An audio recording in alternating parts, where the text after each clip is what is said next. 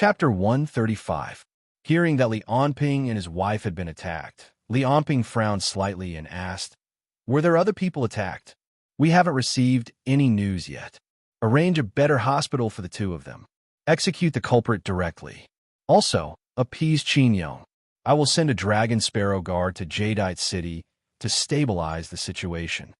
Li Onping hung up after he finished speaking. He glanced at Wei Zhuan, who was trembling in fear, and said, "I will take care of the matter I just mentioned. You can leave first." Seeing that Wei Zhuan had left, Li Onping began to think about the current situation.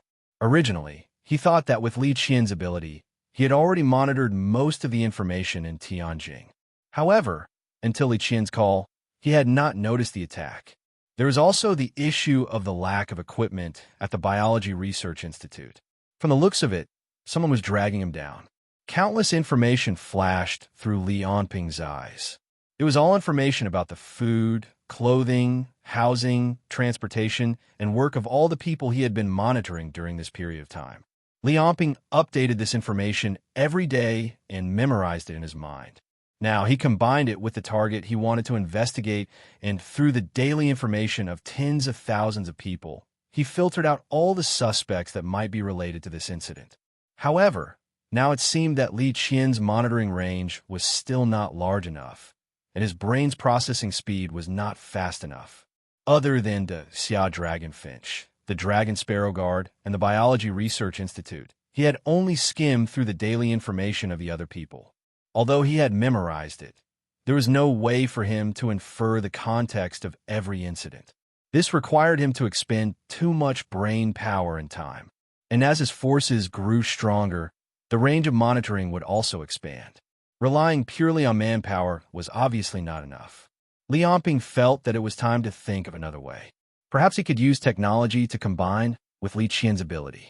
However, this was not a matter for now. Right now, he had to solve the problem in front of him. Li Onping locked down 124 suspects through the information.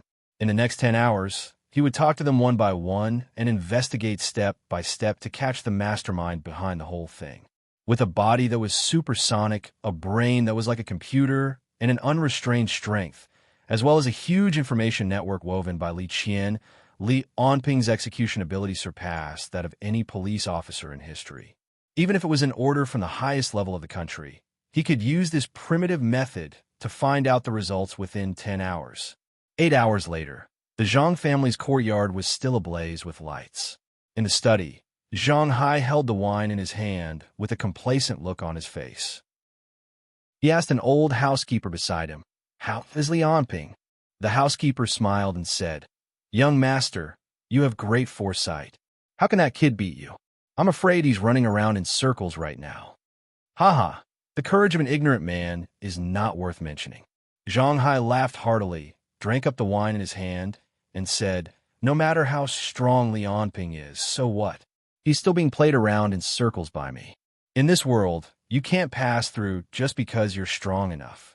This is just the beginning. Next, I want him and his subordinates to be unable to move an inch in Tianjing. I want all of his plans to be ruined." The housekeeper said with a smile, "Young master, you've played Li Onping in the palm of your hand. Even a level 5 ability user can't beat young master. Now that the Song family has suffered a great loss, I'm afraid young master will come out on top in next year's imperial election." "Haha, I can't be careless. After all, the 9 great royal clans have deep foundations. But now I have Li Onping, this sharp sword, in my hands, which can sweep away all obstacles for me." Zhang Hai smiled and licked his lips, saying slowly, "For example, this time, I've already pushed all the responsibility to the Wang family, Gao family, and Xiao family." The housekeeper's eyes lit up, and he clapped his hands in praise. "Young master is brilliant. This old servant is convinced.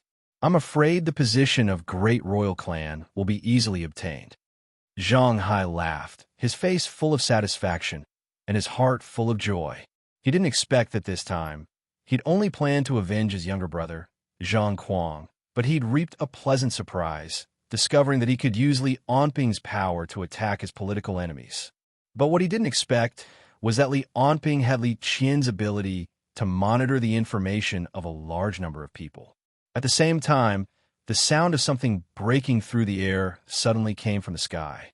Li Onping had already landed at the entrance of the Zhang family's manor, bringing with him a wave of air. "Who is it? Stop!" 4 fully armed soldiers stood at the entrance and shouted. Seeing Li Onping descending from the sky, they didn't show any signs of panic. After all, they'd seen quite a few ability users at the Zhang family's door, and Li Onping wasn't the first one who could fly.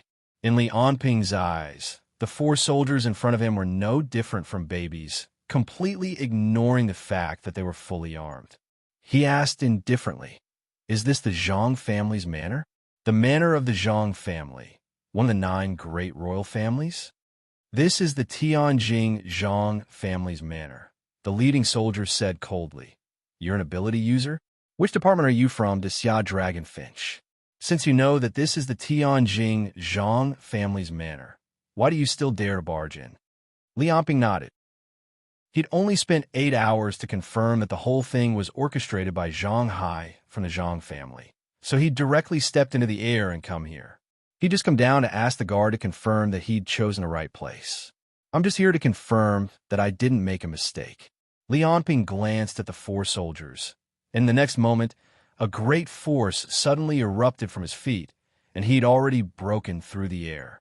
His feet stepped on the air, creating a series of loud sounds, and he'd already leaped to the sky above the Zhang family's manor. As for the place where he'd originally been standing, a gust of wind burst out after he'd exerted his strength, blowing the 4 soldiers all over the ground. The sonic boom, caused by breaking through the speed of sound, even made their heads hurt. The 4 of them could only look at the gradually shrinking black spot in the sky with faces full of shock. Then, Li Onping's voice came from the sky. His strong vocal cords, lung capacity, and physical fitness caused a huge sound. His thunderous voice spread throughout the entire Zhang mansion in the blink of an eye. "I'm Li Onping. In 10 minutes, I'll destroy the entire Zhang family's manor. If you don't want to die, get out of here. I'll say it one more time. In 10 minutes, I'll destroy all the buildings in the Zhang family's manor. If you don't want to die, get out of here." Li Onping said it 3 times in a row, and his thunderous voice spread out within a radius of 10 miles. Boom! This time, it was as if a barrel of gunpowder had been ignited. Countless figures ran out of their rooms like ants, looking in the direction where the voice had come from. It was a pity that Li Onping had already flown too high and too far. Even if they tried their best, they could only see a small black spot. All kinds of servants, staff, and so on were looking at the sky with curious expressions. Most of them were not qualified to know anything about Li Onping. They didn't know who Li Onping was or what he had done, so they had no reaction to Li Onping's words. This was because they had absolute confidence in the 9 royal families in Xia, and also because these people had lived in a peaceful era for a long time and had no vigilance at all. "What's going on? Is it a military exercise? Is it a prank by some kid? Li Onping? Who is that?" Some people who were clear-headed and knew Li Onping had already started running out of the manor. Zhang Hai walked out of the room and looked in the direction of Li Onping in the sky with gritted teeth. "This bastard! How'd he find me? How dare he? How dare he come here? He's courting death." He shouted to the people around him. "Go and inform the army. Inform the security hall. Inform the Xia Dragonfinch. Inform the Imperial City. Li Onping is rebelling." Zhang Yinheng, the head of the Zhang family, also came out of a room next to him. He looked at Zhang Hai and asked, "Little Hai, what's going on? Why is that little bastard Li Onping here?" Zhang Hai was afraid that he would be criticized by his grandfather for what he had done and lose his qualification as the successor. So he lied, "Grandpa, I don't know. It seems that the research institute he opened recently is competing with us in purchasing." This little bastard is so bold. Zhang Yinheng frowned and said, "Does he want to start a war with the whole of Xia? How can he be so bold? Even if he kills us, he will definitely not be able to survive when the whole world becomes his enemy." After 5 minutes, Li Onping saw that the people under his feet were basically not running away. He clenched his fist impatiently and punched the tallest tower in the manor. With a boom, The violent spirit energy mixed with the air, like a white dragon flying out, directly smashing the tower into pieces and collapsing in front of everyone. Then Li Onping's thunderous voice spread throughout the manor again. There are 5 minutes left. Get out of here if you don't want to die. This time, it was like adding water to a pot of oil, and the people in the manor instantly boiled up. Seeing that the tower was attacked by an unknown person, the servants and staff all ran out of the manor in a panic. Zhang Hai and Zhang Yinheng also quickly walked out of the manor. They cursed Li Onping while calling around for support. However, they still didn't believe that Li Onping would really overturn the manor. So, as they argued, complained, looked for connections, and looked for the army, the last 5 minutes were quickly wasted. Only a few ability users of the Zhang family and a group of soldiers came to Zhang Hai and Zhang Yinheng to protect them, and they had already reached the periphery of the manor. Li Onping casually turned off the phone call. He knew that someone must have come to plead for the Zhang family. He moved his ears and narrowed his eyes to look at the sky a few kilometers away in the west. He could see more than a dozen armed helicopters flying in the direction that ordinary people couldn't see. With a cold sneer, Li Onping turned his body upside down, aiming at the Zhang clan's location. Then with a bang, Li Onping's soles burst out a huge airwave. His figure had disappeared completely, and he flew toward the Zhang family manor on the ground. In midair, a black shadow flew down from the sky with a white airwave. The huge sonic boom spread throughout the entire Zhang mansion. Everyone looked up and saw a black shadow rolling up layers of airwaves. It carried endless power and might as it charged straight at them. In the next second, Li Onping had already punched downward. Chapter 136. Before the punch arrived, the overbearing force had already broken through the air.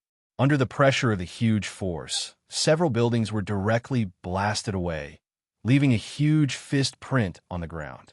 The next moment, Li Onping's fist had already hit the ground. The terrifying force erupted under everyone's feet, like a disaster of a magnitude 10 earthquake, drowning everything in shock and impact. The shock wave formed by the airflow rushed in all directions, and the earthquake destroyed one house after another. In the face of this violent force, the house became as fragile as a piece of paper. The broken glass, mud, and walls expanded and cracked, and then completely shattered, together with the bursting flames and flashing lightning, formed a doomsday-like scene. At the center of the explosion, smoke and dust rose into the sky, covering a large area of ruins. The whole disaster lasted for about 10 seconds, and when everything returned from the violent to calm, there were screams and cries of pain everywhere. Zhang Yinheng groggily climbed up from the ruins. Fortunately, he ran far away in advance, so he was not buried by the collapsed reinforced concrete. His eyes glazed over as he looked at his surroundings.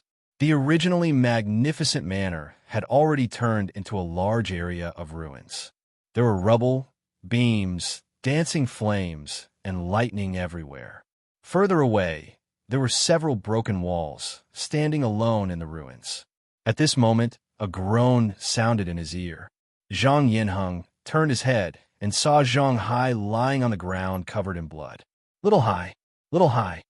He stumbled over and suddenly tripped. He looked down and saw the body of the old housekeeper lying at his feet. The man's chest was full of blood, and his lower body was crushed by a large piece of cement. Until his death, his eyes were still full of disbelief. Zhang Yinheng looked at the body of the old housekeeper, swallowed, and then rushed to Zhang Hai. He squatted down and slowly pressed his fingers on Zhang Hai's neck. Fortunately, he's still alive. Zhang Yinheng sighed, and then looked at Zhang Hai's body. He saw that Zhang Hai's body was covered with dust from the explosion, and his arms, chest, and stomach were all cut by glass fragments. As for Zhang Hai himself, he was completely unconscious at this time. "Help! Someone come quickly!" Seeing that Zhang Hai was not in danger for the time being, Zhang Yinheng shouted, "Someone come and save us!" After shouting for a while, he suddenly heard a strange sound behind him, as if someone had suddenly stomped on the ground. Then he stopped moving. Zhang Yinheng seemed to have felt something. The hairs on his back stood up one by one. He slowly turned his head and saw Li Onping standing in the middle of the ruins, looking at them with his arms crossed. I beg you. No matter how arrogant and stubborn Zhang Yinheng was, he already knew how terrible the situation was. Facing this monster-like man in front of them, they had actually been eaten to death from the very beginning. It was too late for regret and guilt. Zhang Yinheng only intended to do his best to save the Zhang family's bloodline. Li Onping looked down at the old man in front of him and watched as the old man kept begging him. I beg you to spare our lives. Zhang Yinheng's body trembled as he stammered out the words. The power and wealth that he usually relied on were useless in the face of Li Onping's absolute power. When Zhang Hai really grabbed the throat of the Zhang family with his hand, he found that the only thing he could do was to beg for mercy. I can give you everything. All the resources, wealth, and power of the Zhang family can be used to help you. What do you think? As long as you spare our lives. Let us live, and the Zhang family will always obey you from now on. We will be your strongest backing. With the resources of the Zhang family and your power, you can do whatever you want in the whole of Xia. In the face of Zhang Yinheng's begging, Li Onping was silent for a while. Then he suddenly pointed to Zhang Hai and said, I came here because of him. If I let you go, the Zhang family will work for me in the future. This is not a problem, but he Zhang Hai must die. Zhang Yinheng's face changed and his neck stiffened. He turned his head bit by bit to look at Zhang Hai at his feet. He slowly squatted down and said word by word, I promise you that he will never appear in front of you again. He will be sent abroad to be put under house arrest and will never touch any electronic products for the rest of his life. I also promise. In the face of Zhang Yinheng's numerous promises and proposals, Li Onping just shook his head coldly and said, he must pay the price for what he did. Zhang Yinheng's arms trembled and he slowly said, but he is my grandson. Li Onping remained unmoved and said lightly, he dies, or you die. I only need one person to help me manage the Zhang family. Seeing Zhang Yinheng's trembling shoulders, Li Onping continued, do you want to do it yourself, or do you want me to help you? Even if Xiao Hai dies, I still have Xiao Kuang and the other members of the Zhang family. But I'm the only head of the family. Xiao Hai, Grandpa is sorry. Thinking of this, Zhang Yinheng slowly lowered his head. Just then, Zhang Hai slowly opened his eyes and saw Zhang Yinheng in front of him. He called out in a daze, Grandpa, what's wrong with me? He propped himself up with his hands and let out a muffled groan as if he had pulled his wounds. Then he saw Li Onping in the distance. Zhang Hai's expression was as if he had seen a ghost. He sat on the ground and desperately stepped back. He screamed, Grandpa, Li Onping, it seems that I will do it. After saying this, Li Onping walked toward Zhang Hai step by step. Zhang Hai stared blankly at Li Onping, who was walking towards him, and Zhang Yinheng, who stood silently on the side with his head down. After years of political struggle, he seemed to have understood something. He smiled bitterly and said to Li Onping with a glimmer of hope, I don't know what you have said or what agreement you have reached, but is it too late for me to apologize for what I have done before? Li Onping shook his head. Zhang Hai said regretfully, spare me this time, and I will repay you tenfold or even 100-fold. His strong pretense was suddenly pierced by the horror of life and death. Zhang Hai hurriedly got up and knelt on the ground while enduring the pain. He shouted, please, money, resources, women, I can give you anything. I really don't want to die. Seeing that Li Onping still didn't show any mercy, Zhang Hai finally cried and roared, With a bang, before he could finish his words, Li Onping's fist smashed his head into smithereens. Li Onping wiped the liquid on his hand and turned to look at Zhang Yinheng, who had been silent all the time, and said, this is the end of it. Think about how to explain it to the public. Block all the news that should be blocked. Also, come to my office at 10 o'clock tomorrow morning. I have something to ask you to do. After saying that, Li Onping exerted force on his feet and rushed into the sky. After a loud explosion, he had already rolled up a wave of air and flew into the distance. Only the ruins of the Zhang family were left. Zhang Yinheng seemed to have lost his soul. He stumbled to Zhang Hai's headless body, knelt down, and stroked his grandson's gradually cold body. Suddenly, a series of footsteps came, and a group of security guards ran in the direction of Zhang Yanning. "Master, are you all right? Master, Master, what's wrong with you? Send Master to the hospital." Within an hour, the news of the Zhang family spread to the other 8 royal families through various channels. Some people smiled contemptuously, some were full of fear, and some pretended to be calm. Undoubtedly, they all withdrew their forces and didn't want to hit Li Onping's muzzle, because almost all of them thought that Li Onping's destruction was a foregone conclusion with the arrival of the League of Stars. Even if he was a level 5 ability user, it was impossible for him to offend the League of Stars and so many forces into Xia and still be safe and sound. In the eyes of the 9 royal families, Li Onping had obviously become a mad dog. The Zhang family was the best example of the result of fighting with Li Onping. Chapter 137. This time, Li Onping's attack on the Zhang family's manor was controlled by many people and the impact was calmed down. However, all the higher-ups already knew that Li Onping was on everyone's blacklist. In their eyes, Li Onping had completely become a mad dog. No one wanted to get hurt in order to kill this mad dog that was about to die. With no one stopping him and the green light everywhere, Li Onping's every plan was carried out very smoothly. First, the Dragon Sparrow Guards carried out a nationwide investigation. The targets were all kinds of hidden ability users. Then, different methods would be used to deal with different ability users. Those who used their ability to commit crimes would be arrested and sent to Tianjing. Those who stood aloof from worldly affairs would be invited to join the Xia Dragonfinch or be subject to a certain degree of monitoring. Unfortunately, most people who had abilities would more or less use their abilities to break the law. They were all arrested and brought to Li Onping. However, Li Onping still hadn't given any orders to the ability user organizations among the people. On the other hand, most of the equipment in the Biology Research Institute had been completed. As the equipment and personnel were improved, the entire ability user cloning project was carried out in an orderly manner. However, until now, not only was there no news from the Fire Dragon Vanguard, but there was also no news from the League of Stars. Everything was like the calm before the storm. All the higher-ups in Tianjing were waiting to see how long Li Onping could jump around. Inside the Biology Research Institute, Basement 12, in a huge room, there were hundreds of golden-haired men standing there. They looked exactly the same, and their bodies were exactly the same. They looked like countless twins. Li Onping walked up to one of the golden-haired men and lightly tapped his forehead with his finger. With a strange sound, the man collapsed. His eyes lost focus, and then he stopped breathing. Behind Li Onping, there were dozens of blonde men's corpses lying on the ground.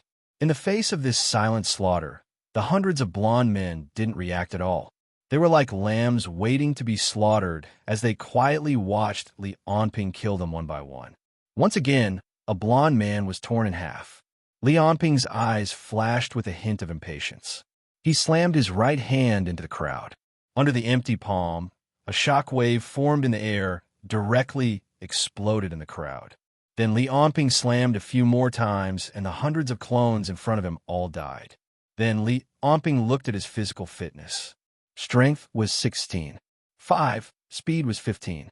7. And physical fitness was 17. 6. Including the thousands of clones that he had killed during this period of time, as well as the criminals with superpowers that were sent to be executed from all over the country, Li Onping's stamina had only increased by 0.1. Such a snail's pace of improvement was too slow for Li Onping. Without even looking at the broken arm on the ground, Li Onping opened the door and walked out. In the hallway outside, Sherwin walked towards him. Li Onping asked directly, "They're all ordinary people. There's not a single ability user. How's the progress of the other models?" "No, it's too difficult for domain and parasitic ability users to clone their abilities. We need to simulate the environment where their abilities are produced," Sherwin replied. "I feel that we should still focus on the bloodline and mutation types. The abilities of these two types have more to do with genetics and DNA. The possibility of obtaining abilities after cloning is higher. Okay. Li Onping nodded. How's the Kirin Type 1? The so-called Kirin Type 1 was the one to Xia Dragonfinch took away Feng Qi's body. Li Onping directly asked for it and gave it to Sherwin to clone this bloodline ability user. Very good, Sherwin said excitedly. The body of the source material is very intact. According to his body's information, I'm confident that I can clone him very well and have a chance to give birth to an ability. However, the biggest problem right now is Qi. Qi is something that can't be observed by ordinary people and instruments except for you ability users. I'm afraid that after the Kirin Type 1 is cloned, it will become a level 0 ability user at most because it doesn't have Qi. Moreover, you need it so urgently and give too little time. I'm afraid that their lifespan will be very short. They won't even be able to upgrade their ability level. We don't have enough materials right now. I need more mutant and bloodline ability users. There will be more material. Lifespan and potential don't matter. As long as it's an ability user, even if it's level 0, the key is quantity, Li Onping said indifferently. The Lady Type 1 is still in production. As for the Kirin Type 1, when can it be put into mass production? Sherwin frowned and roughly estimated. The fastest is 5 days. When the time comes, will it also be like the Lady Type 1 being manufactured every day? Correct, Li Onping confirmed. While investing in research, you have to maintain maximum production. I have to use it every day. Understood. Sherwin nodded, indicating that he understood. As for how Li Onping used these clones, he didn't care at all, because in the past 2 weeks, all the staff members who cared about this had all mysteriously disappeared. Sherwin then added, and the researchers I asked for, when will they arrive? How long do I have to wait? Li Onping glanced at him and said, don't worry. Who knows, they might already be on their way. The Xiao West Coast, Port City, Ningyi City. Peter pushed his bicycle on the way home alone, still upset about what happened at school. Today was Friday. Originally, he wanted to invite the most beautiful girl in the class, Lu Tiantian, to have dinner together tomorrow. As a result, the introverted him didn't put this matter into action until after school. Damn, Peter, you're really a coward. Peter clenched his fist and muttered to himself. Then he thought of Lu Tiantian's beautiful face and seemed to be somewhat distracted. Hey, Peter, why did you go home alone today? You didn't wait for me. A black guy ran over. As the only mixed blood like Peter in the class, the relationship between the two has always been good. Peter, did you hear? Zhang Dong from the next class is going to transfer schools. I heard that the English teacher Tan is going to get married. Sigh, what a pity. This black guy was obviously a well-informed person in the school. At this moment, he was telling his best friend the new gossip he had heard. However, Peter was still immersed in his fantasies about Zhang Tianze, replying to him one sentence at a time. He simply didn't listen to much of what he was saying. Hey, I heard that Lu Tiantian had a car to send her to and from school every day for the past few weeks. A girl said that she is dating a rich man. How is that possible? Hearing this news, Peter turned pale with fright. He jumped up, grabbed his best friend Mike's collar, and said, Don't talk nonsense, Tian isn't that kind of person. Hey, buddy, don't be so agitated. Mike pushed Peter's hands away with great difficulty and slowly said, You can't judge a person by their appearance. A beauty like Lu Tian has been pursued by countless men since childhood. Some of these men are very talented, some are very handsome, and some have successful careers and are very rich. You say, a little girl facing the pursuit of so many good men. How could she resist the temptation? Don't think that people look simple, but their hearts are also simple. Appearance and heart are two completely different things. Mike knew that Peter was interested in Lu Tian, so he patiently explained to his friend. But the other party looked like he had lost his soul and obviously didn't listen to his words. After the two parted ways, Peter walked home with his imagination running wild. His mind was still full of Lu Tian. It wasn't until he heard a cry of surprise that he suddenly reacted. What's going on? Peter raised his head and looked around. His sharp ears listened hard, but he didn't hear anything else. He frowned and looked at his house, but found that the door was open for some reason. Uncle, are you there? Peter carefully walked into the house.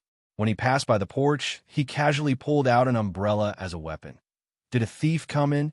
He carefully looked around the room and found that the living room was full of traces of fighting. The cabinets, tables, and chairs were all smashed to the ground. At this moment, a warning sign sounded in his heart. Without time to think, Peter rushed forward. His whole body was like a juggling act. He flipped over twice in a row and rolled on the ground before standing up. Looking back, the place where he had been just now seemed to have been cut by an invisible sharp blade. The floor and furniture had been turned into pieces. Even the umbrella in his hand had been cut into several pieces, leaving only a bare handle. A man with a scorpion tattoo on his face was looking at him with a sinister smile. Peter shouted, "Who are you? Why did you come to my house?" Scorpion ignored Peter and just turned his head and shouted, "Hurry up! Don't wait for me. I'll stay and play with him." Hearing this, Peter looked behind him and saw several men in blue and white uniforms tying up his uncle and aunt and sending them to a black van. "Uncle!" he shouted and jumped over Scorpion, rushing toward the van. "You dare to turn your back to me? Are you courting death?" Before his voice died away, Peter felt that there were two invisible sharp blades in the air, slashing toward him at the same time. However, he relied on his superhuman intuition to twist left and right, dodging Scorpion's attacks one by one. What on earth is this thing? Peter looked at Scorpion in the distance with a face full of horror, completely unable to understand how the other party had attacked him. If he hadn't suddenly gained superpowers some time ago, he would have been killed in an instant. However, the other party's attacks were invisible. Although Peter relied on his superhuman intuition and agile body to dodge time and time again, there was no way he could save his uncle. He could only watch as his uncle and aunt were sent to the van and disappeared into the traffic. Scorpion laughed sinisterly. "Are you also an ability user? Superhuman body, coordination, superhuman intuition, or sensitivity that far surpasses that of ordinary people? Why are you in such a hurry? Your uncle was only invited to participate in a research. He won't die. Maybe he'll even be very happy." "Forget it. Why am I telling you all this? Let's see if he can survive first." As Scorpion finished speaking, the warning signs in Peter's heart suddenly increased by 10 times. If he could use his psychic chi, he would be able to see that 9 transparent sharp blades that were like scorpion tails rose from behind Scorpion's back, shooting toward him at a speed as fast as bullets. At the critical moment, Peter pointed a finger at Scorpion. A stream of white silk threads shot out from his wrist, covering Scorpion's face. Meanwhile, the attacks from the 9 scorpion tails were all dodged by Peter with his superhuman agility. Scorpion, whose line of sight was blocked, felt a lump of sticky silk threads shooting toward him from the distance, tying up his body. "Let's stop playing around here." Scorpion was furious. He hadn't expected that his moment of carelessness would actually give the young man an opportunity to take advantage of, directly bringing out the psychic chi of a level 4 ability user. The white silk threads on the surface of his body were directly shattered by the endless psychic chi. However, when he raised his head to look, there was no trace of the young man. Then, his expression changed. He touched his chest and cursed angrily. "Damn it!" On the roof of a building in the distance, Peter's 4 limbs grabbed onto the wall, slowly climbing up like a spider. Then, he fished out a document from his bosom. On it was precisely Scorpion's photo. Peter looked at the information on the document and said through gritted teeth, "Special Task Force." Chapter 138. Inside the Xiaolong K base, Li Amping walked along the corridor outside the prison, Yang Guang following closely behind him. "Has the recent operation been smooth? How many people came today?" Li Amping asked Yang Guang behind him. Yang Guang replied cautiously, "It's been smooth. Other than the 5 people we lost in Gushan City last time, everyone else has successfully completed the mission, bringing back a total of 126 Esper criminals. Among them, there is 1 level 4 Esper, 12 level 3 Espers, and the rest are all below level 3. This is their criminal record." After saying this, Yang Guang handed a thick file to Li Amping. "Okay." Li Amping nodded, took the file, and quickly flipped through it. Yang Guang watched Li Onping flip through several pages in a few seconds, and was no longer as surprised as he was when he first saw it. But in his heart, he still admired Li Onping's powerful memory and analytical ability. After this period of contact, Yang Guang also admired Li Onping more and more. The other party was strong, cruel, and harsh, with astonishing execution and concentration, to the point that he almost didn't need to rest or eat. Sometimes, Yang Guang even subconsciously felt that if Li Onping ascended to the throne, perhaps he would be of greater help to the Xia. When Li Onping walked in front of a large door, his footsteps stopped and handed the file to Yang Guang. The guard captain in front of the door saluted and asked, "Officers, below is the Esper prison. Please show your identification." The prison cells that Li Onping had just passed were the same as the ones that Li Qian and Xia Yinyin were in last time, where the prisoners were captured by the Xia Dragonfinch, normal people with no abilities or threats, or people who were under house arrest.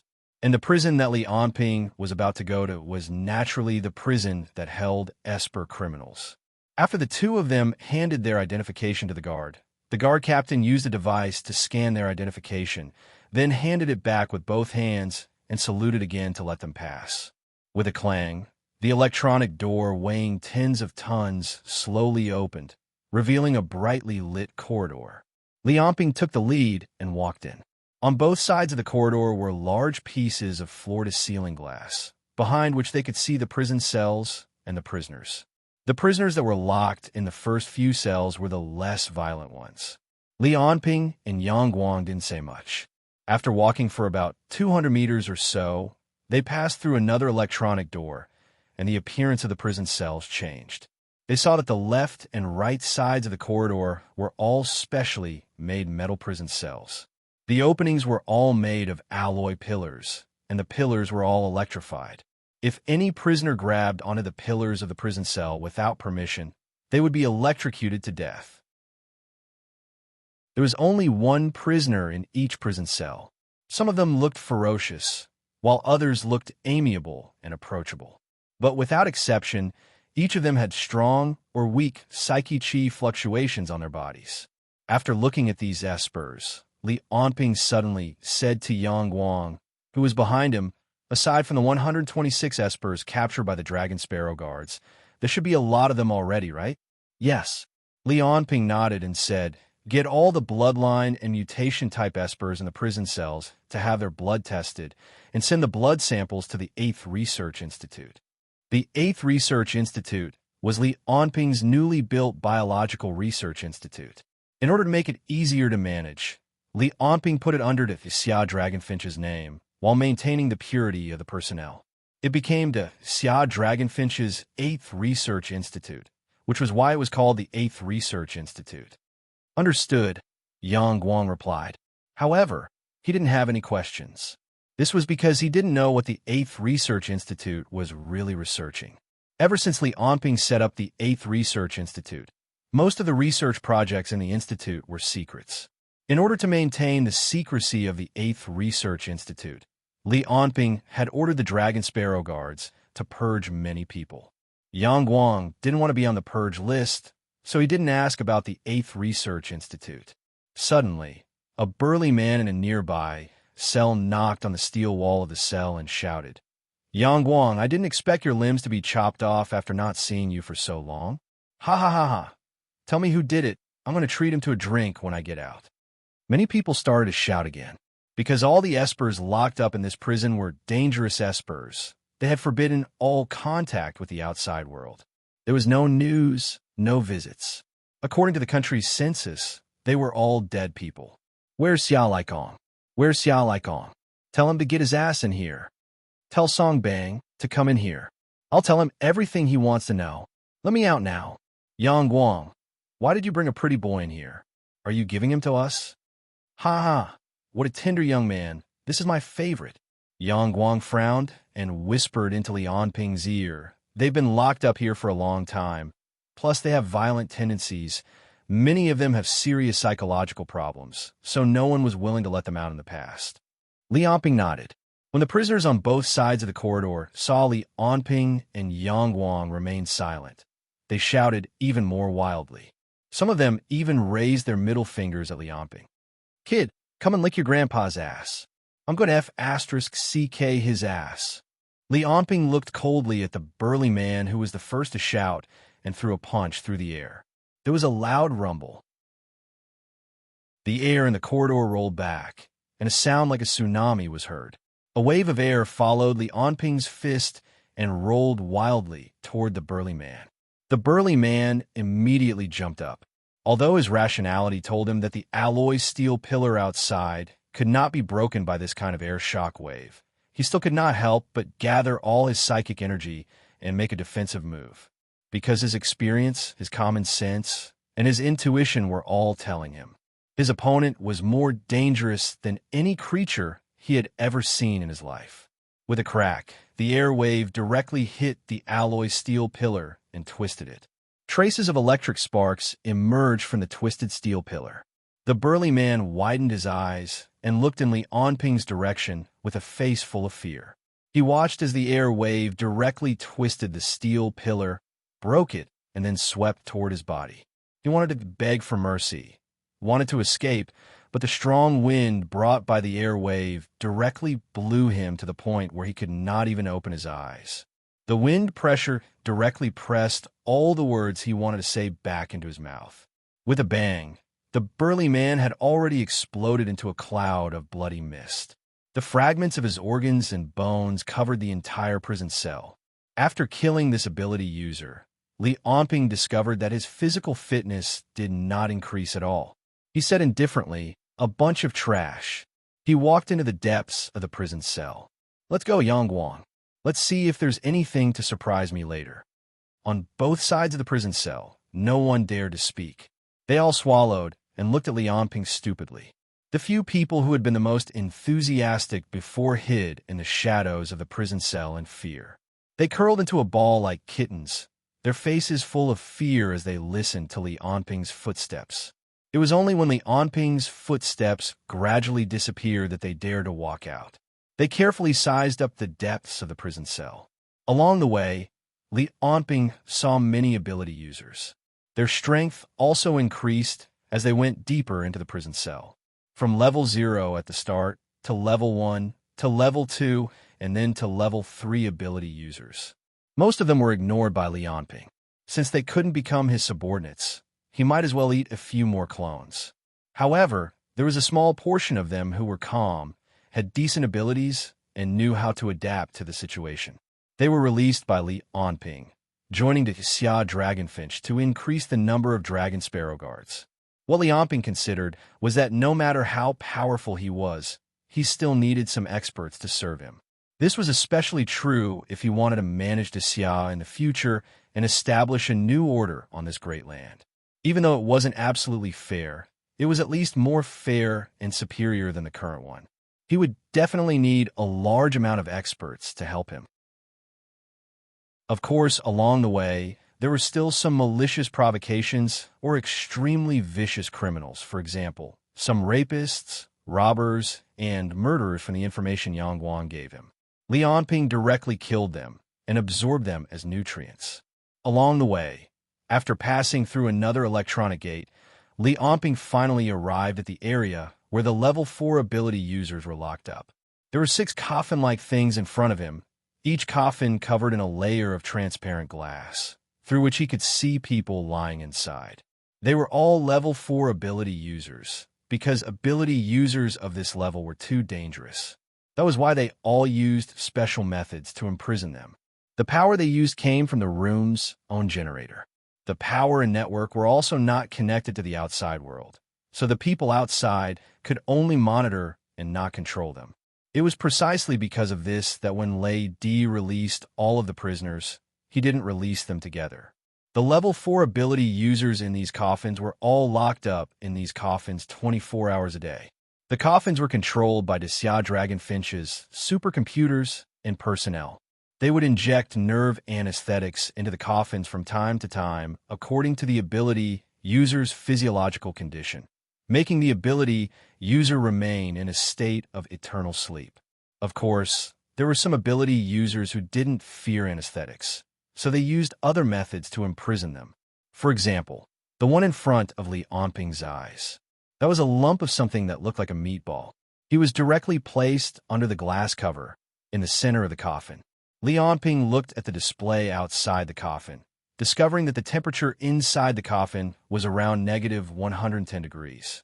Yang Guang explained from the side, "This is Tang Weian. His ability is physical transformation. He can transform his body into all kinds of animals and people. Moreover, his body has extremely powerful adaptability. I heard that this ability is extremely useful, capturing him more than 30 years ago. At the time, a lot of effort was put into it. According to research, when his body's temperature reaches negative 110 degrees, he will enter a state of hibernation. Because the people above felt that this ability user had a lot of research value, they kept him alive. Every month, they would inject him with nutrient fluids." Interesting. When he heard that the other party could transform into all kinds of people and animals, Li Onping immediately thought of how useful this ability was. No wonder the previous leaders couldn't bear to kill him. Thinking of this, Li Onping opened the menu on the display outside the coffin. "Sir, what do you want to do?" Yang Guang looked at Li Onping in bewilderment. "Let me talk to him. After being locked up like this for more than 30 years, he should have figured out by now." Yang Guang subconsciously wanted to stop Li Onping, but when he thought of the other party's strength, he stopped himself from doing so. With Li Onping's combat strength, Yang Guang believed that this meatball in front of him was definitely not a match for his superior. Moreover, he was also very curious about this ability user. An ability user who could hibernate at negative 110 degrees for 30 years. The other party's tenacious vitality was indeed praiseworthy. In addition to the ability to transform at will, if he could join the Xia Dragonfinch, it would indeed be a great help. Chapter 139. Under Li Onping's manipulation, the temperature inside the coffin gradually rose. Negative 100 degrees, negative 90 degrees, negative 80 degrees. Half an hour later, when the temperature rose to negative 20 degrees, the meatball suddenly shook. A large eyeball squeezed out of the meatball and stared at Li Onping. "Oh, you're actually still alive? Interesting." Li Onping saw the eyeball staring at him. He was not afraid at all. Instead, he showed an excited expression and increased the temperature of the coffin. Yang Guang saw such a strange and powerful life form and unknowingly increased his psychic force to be on guard. 5 minutes later, when the temperature reached negative 5 degrees, the meatball suddenly began to expand. First, a large flesh spike broke the glass cover of the coffin. Then, the pile of rotten flesh rushed toward Li Onping in front of the coffin. Interesting. Li Onping smiled and directly grabbed the flesh spike. Then, with a strong fling, he flung the swollen flesh away. With a bang, the meatball hit the wall and made a loud noise. Li Onping shouted, "I'm the current commander of the Xia Dragonfinch. Are you Tang Weian? I want to talk to you." Roar. When a meatball heard the words, "the Xia Dragonfinch," it violently expanded again. Its hands and feet slowly squeezed out of the meatball. A hairless, thin, short, and deformed human crawled there. He looked at Li Onping with hatred and muttered, "The Xia Dragonfinch. The Xia Dragonfinch." Li Onping frowned and continued to ask, "Let's talk. If you're willing to join us, you won't be locked up. You'll have a decent job and a certain degree of freedom." "The Xia Dragonfinch." The short man roared again. On all fours, he ran toward Li Onping. "I'll kill you. The Xia Dragonfinch." Just as Yang Guang was about to make a move, he felt someone gently push his back, and his whole body floated away. "You go to the side first." Li Onping pushed Yang Guang aside and slapped Tang Weihan, who was charging at him. Like a fly, the other party was directly slapped to the ground. His head was dizzy, and he couldn't stand up at all. "Are you awake?" Li Onping asked. Unexpectedly, Tang Weihan let out another roar. He muttered the words, "The Xia Dragonfinch," as his hands turned into sharp claws and grabbed at Li Onping. Li Onping impatiently slapped Tang Weihan again. This time, Tang Weihan's head turned 180 degrees, and he fell to the ground with a thud, unable to get up for a long time. But after a while, when he recovered, he rushed toward Li Onping again. After probing for about 10 minutes, Tang Weihan had been slapped more than 20 times. His whole face was a little swollen, but his expression was no longer as crazy as before. He looked at Li Onping with eyes full of fear, and he didn't dare to attack anymore. "Are you awake?" Li Onping waved his hand and said. Seeing Li Onping's hand start to wave, Tang Weihan's eyes flashed with fear. He couldn't help but retreat like a puppy. "Looks like he's crazy," Li Onping said to Yang Guang. "It's no wonder. After being tortured like this for 30 years, most people would go crazy." Li Onping hooked his finger at Tang Weihan and said, "Come here." Tang Weihan hesitated.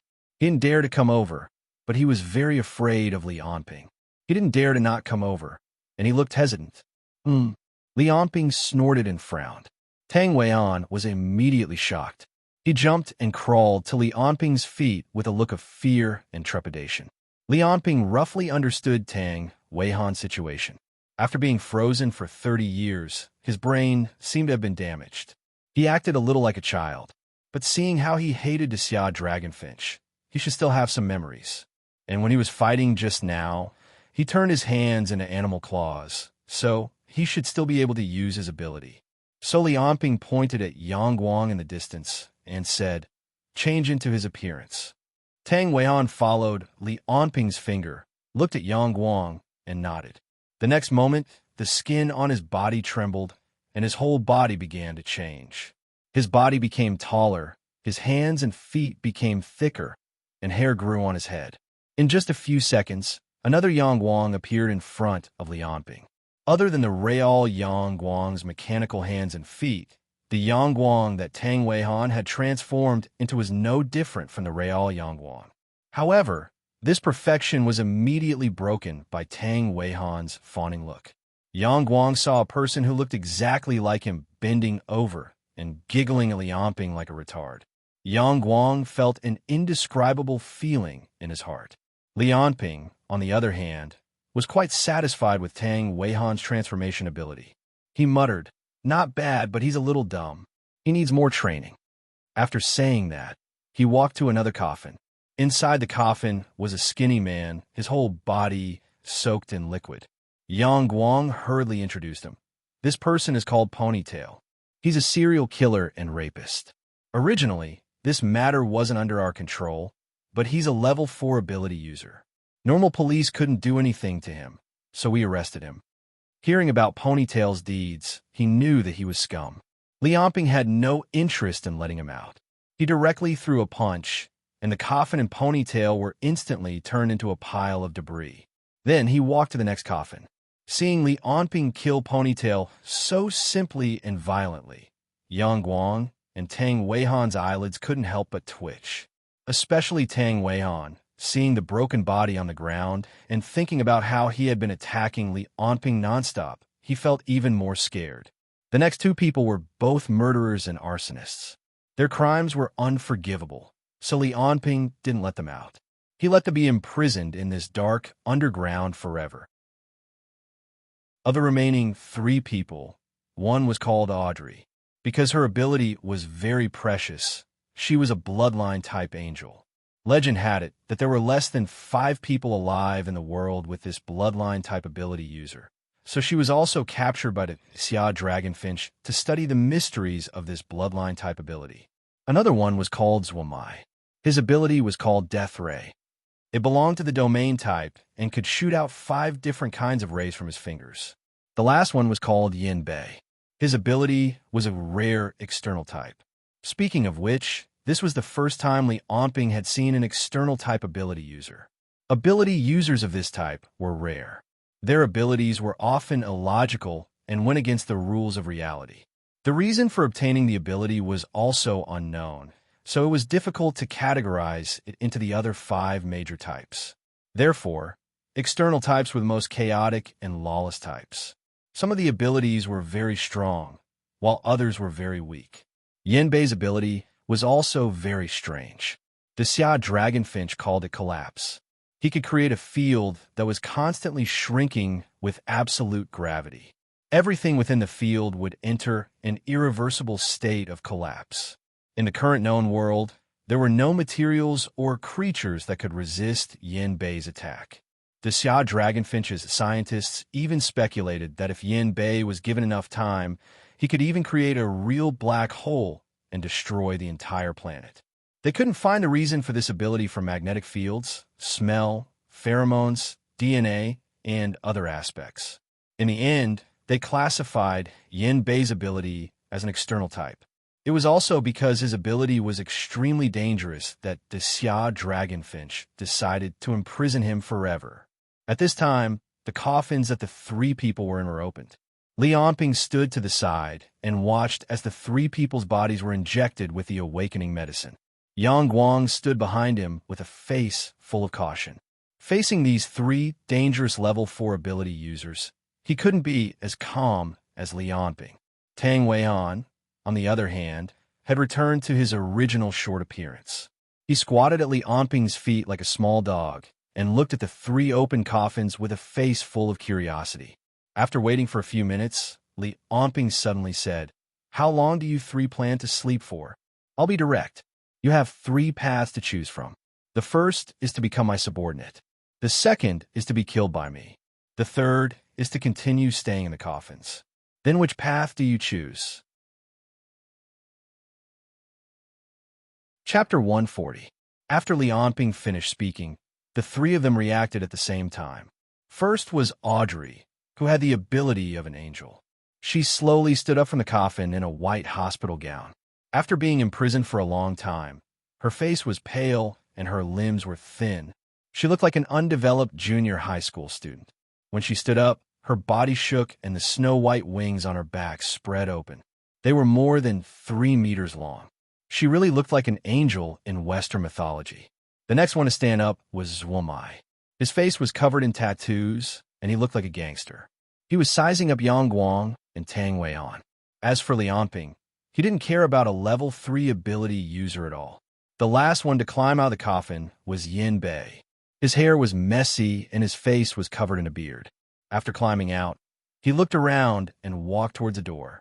Yang Guang was the first to jump out and yelled, "Yin Bei, didn't you hear what the officer said? Shut up." Yin Bei waved his hand and a transparent force field covered Yang Guang. In the nick of time, Li Onping pulled Yang Guang out. Even so, Yang Guang's mechanical limbs were all forcefully torn apart. 1 second later, the force field disappeared, and only a large piece of the metal floor could be seen where the force field covered.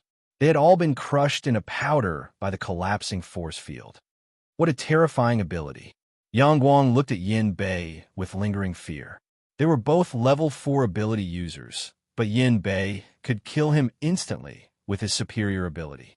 This kind of collapsing ability, if it were to directly take on the physical body, it was likely that most level 5 ability users would be heavily injured or even killed instantly. No wonder he was locked up. His ability is too dangerous. When Yin Bei saw Li Onping pull Yang Guang away and dodge his fatal attack, he seemed to be surprised. He muttered, "You were the one who let me out?" Audrey and Zhuomai quietly retreated to the corner of the room. They weren't like Yin Bei, who had been locked up until now. They just wanted to leave this place as soon as possible. They didn't want to be involved in Yin Bei's battle. "Looks like you've been sleeping for too long and your brain isn't working well." Li Onping put Yang Guang back on the ground and handed him to Tang Weian. Then he stepped in front of Yin Bei and grabbed his hand. He threw Yin Bei to the ground like he was throwing a pancake. There was a loud rumble. Li Onping was too fast, and Yin Bei could not react in time. All he could do was maintain the shape of the Chinese character as he crashed into the floor, like a fly that was hit by a fly swatter. That slap made Yin Bei feel pain all over his body. It was as if all his bones had been broken. His body was completely numb, and he could not use his limbs. There was also the taste of blood in his mouth. Yin Bei was furious. He roared, "I'm going to kill you." More than 20 collapsing force fields appeared around Yin Bei. The strong gravitational force destroyed everything around him. A large amount of equipment was turned into metal slag. The base was even filled with alarms. Although Yin Bei's ability was fast, it was not as fast as Li Onping. When the collapsing force fields appeared, Li Onping was already far away from where he was. When the collapsing force fields destroyed everything and disappeared, he was already in front of Yanbei again. Li Onping reached out his right hand and grabbed Yanbei's neck. He lifted him up and looked into his eyes. "Do you want to die that badly?" His right hand tightened. Yanbei's neck made cracking sounds as if it was going to break at any time. At that moment, Yanbei's eyes finally regained their clarity. However, he felt like his heart was about to stop.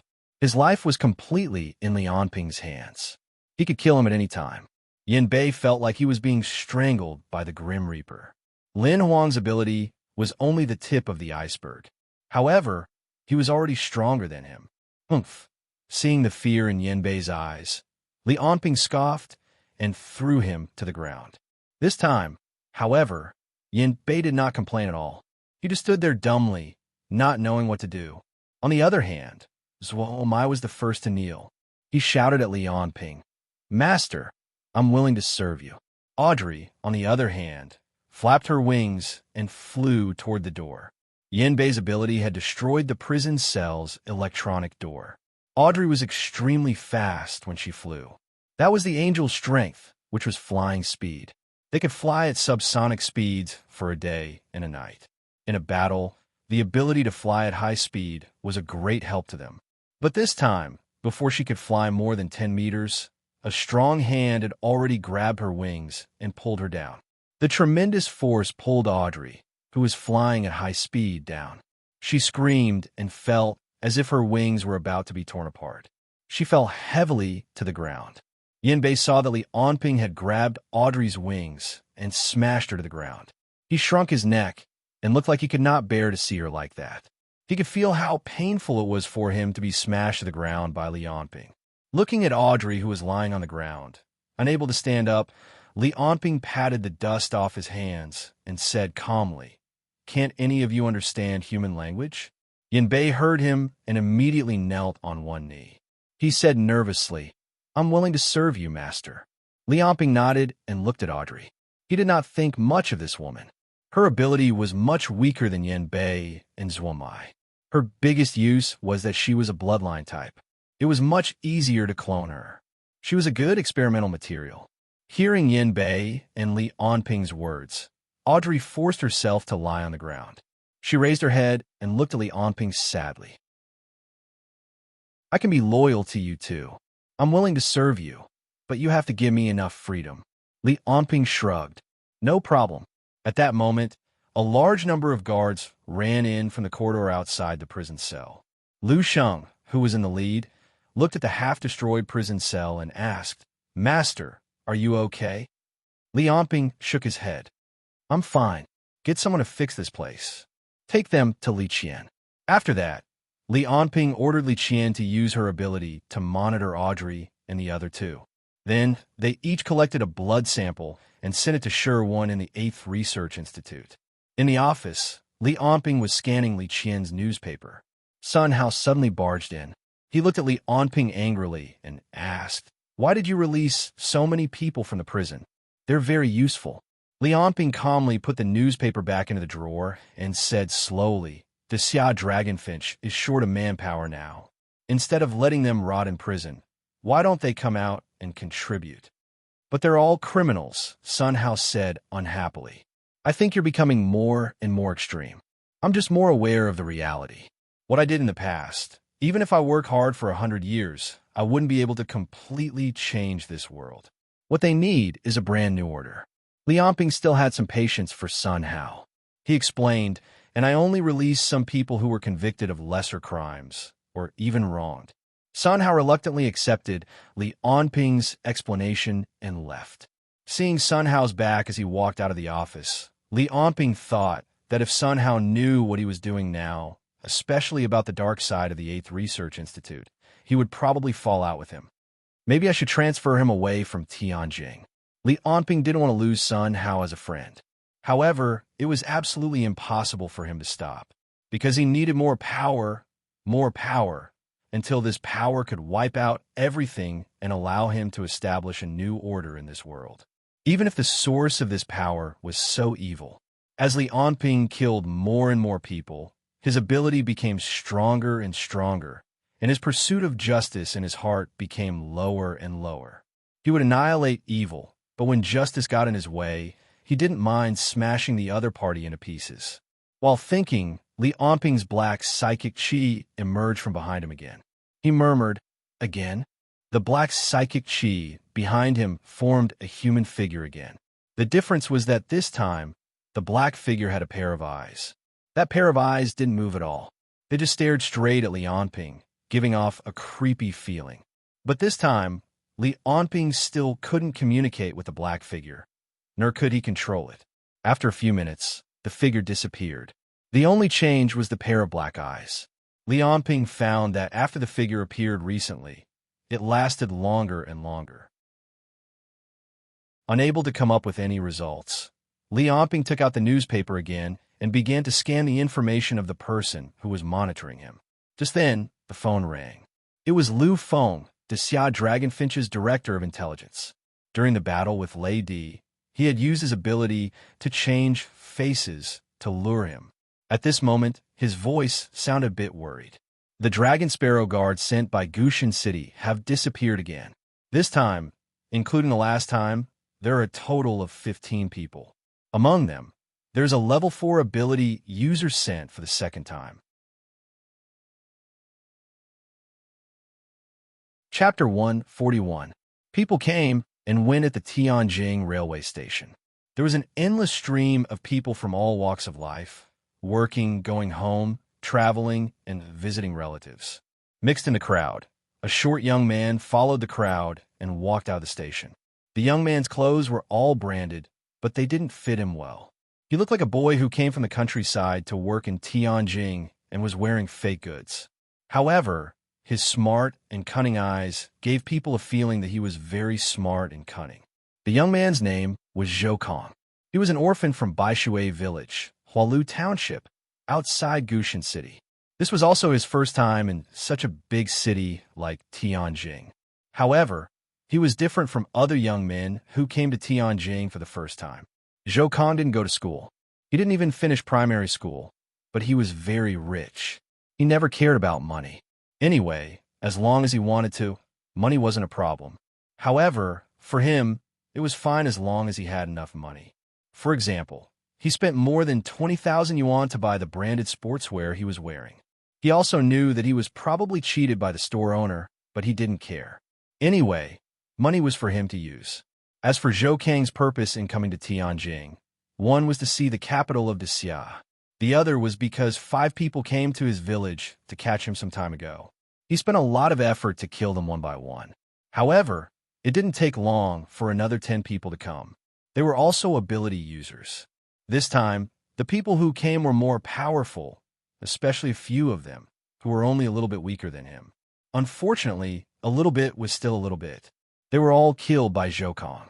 In the past 10 years, Zhou Kong, who had ability, had always felt that he was very lonely. He was an anomaly in this world. He even wondered if he was an alien. Until some time ago, when he met these 15 people of the same kind. Unfortunately, these people were all enemies who came to catch him and hurt him. After Zhou Kong killed these 15 people, he checked their information and documents and found that they all came from an organization called the Xia Dragonfinch. The headquarters was in Tianjing. The second purpose of his visit this time was to find the people of this organization. He wanted to ask them why they sent people to catch him. If they were unwilling to reconcile, Zhou Kong decided to destroy this organization. However, he still decided to give them a chance. After all, they were all the same. Zhou Kong began to look forward to meeting his own kind. As for killing people, Zhou Kong didn't care at all. Ever since he awakened his ability, he had killed quite a number of people. However, he had never been punished by the law. For someone like him who had the ability, the law was meaningless. Because only those who were caught by the police would be punished by the law, and he would never be caught. But how should I find him? Zhou Kong scratched the back of his head and began to think. Therefore, for the next few days, Zhou Kong wandered the streets and alleys of Tianjing City. As he traveled, he secretly inquired about the Xia Dragonfinch. Because he was not a professional intelligence officer, He gave himself away a lot of things. However, Zhou Kong did not care at all. He was very confident in his ability, especially as he grew older. His ability was getting stronger and stronger. Now, even if he was surrounded by an army, he would not be afraid. However, if he was really wanted, his life would be very troublesome. He didn't know any foreign languages and didn't want to escape abroad. On the other side, in the office of a secret service, Antero also received a report. Oh, Zhou Kong? Isn't this the person the Xia Dragonfinch went to Gushan City to catch? Antero was surprised to see the report on Zhou Kang's whereabouts for the past few days. Why is he in Tianjin? Antero was puzzled. And he's still asking around about the Xia Dragonfinch? He's already been targeted by several departments. One of his men said, I heard that the people this Xia Dragonfinch sent to Gushan City have all disappeared. Sir, do you think we should tell them about Zhou Kong? Antero thought for a moment and said, Tell them. He's probably an ability user. If he can make the people sent by the Xia Dragonfinch disappear, he might be quite powerful. Let's let the professionals deal with him. When the Secret Service passed the news to Li Onping, Zhou Kang's investigation of the Xia Dragonfinch finally made new progress. He quietly followed behind a young girl, his pair of eyes somewhat drooling as he looked at the other person's back. Zhou Kong had been following her for almost half an hour. He wanted to go up and say a few words, but he did not know what to say. After following her for a few more streets, Zhou Kong suddenly realized that the young girl had turned into an alley, so he followed her in. Unexpectedly, as soon as he entered the alley, the young girl walked out from behind him.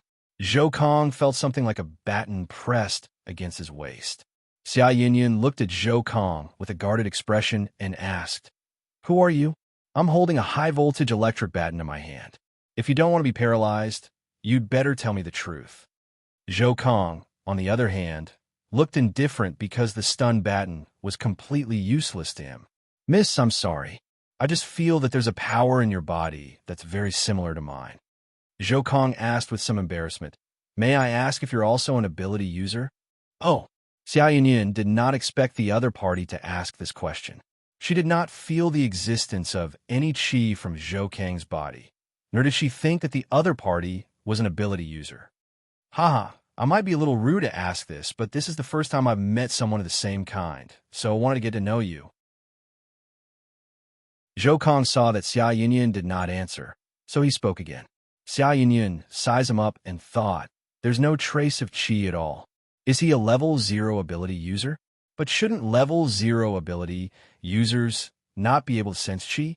How did he sense that I'm an ability user? Xia Yinyan did not know that Zhou Kong had the reinforced Iron Bones ability. Because of this ability, his qi was all hidden inside his body to strengthen his body's defense. Therefore, other ability users were completely unable to sense his qi. After some thought, Xia Yinyan put away the electric baton. After all, the other party did not seem to have any ill intentions. She said casually, I'm an ability user, but you'd better not ask about this kind of thing. Taking the initiative to ask about an ability user's identity is a big taboo. Oh, Zhou Kong nodded and said, Thank you for your reminder. My name is Zhou Kong. I've never met other ability users before, so I don't know how to deal with them. Speaking of which, I came to Tianjin this time to look for an organization called the Xia Dragonfinch. May I ask if you know anything about it? In the Xiaolong K base, Li Onping opened an email on his computer. It contained information about Zhou Kong and his detailed information. Zhou Kong had awakened his ability 5 years ago. Originally, he was just a hooligan in the countryside. One day, he suddenly awakened his ability. Then, relying on his ability, he raped a woman in the same village and even killed the woman's husband. Because he still had the mentality of an ordinary person at that time, he chose to run away. However, it was also because of this incident that he entered the government's sights. After that, Zhou Kong was connected to a few cases of robbery, extortion, kidnapping, and other crimes one after another. However, as he grew older, his ability became stronger and stronger, and he became more and more careful when committing crimes. The police basically could not do anything to him. This time, when the Xia Dragonfinch received the news, Li Onping sent the Dragon Sparrow guards to capture him. He did not expect that out of the 15 Dragon Sparrow guards, including 2 level 4 ability users, not a single one had returned. Every ability user had a huge value, not to mention that Li Onping had lost 15 of them all at once. Seeing that Zhou Kong had actually come to Tianjing to inquire about Xia Dragonfinch, Li Onping laughed coldly and directly called Lu Sheng. Lu Sheng, I'll send you an email right now. Directly send 3 level 4 ability users to capture this guy. Then send him directly to me at the base. Yes, it's fine if he's injured, but don't kill him. I want him alive. After hanging up the phone, Li Onping looked at the other party's ability evaluation again. Regarding Zhou Kang's ability, he was not very sure. The contents of the report were more of a guess.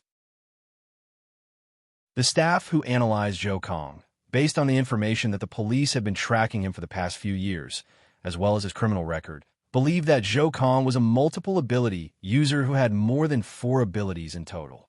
Looking at the information, Li Onping's mouth gradually revealed a trace of smile. Interesting, he called Lu Sheng again and said, "You don't have to send him here.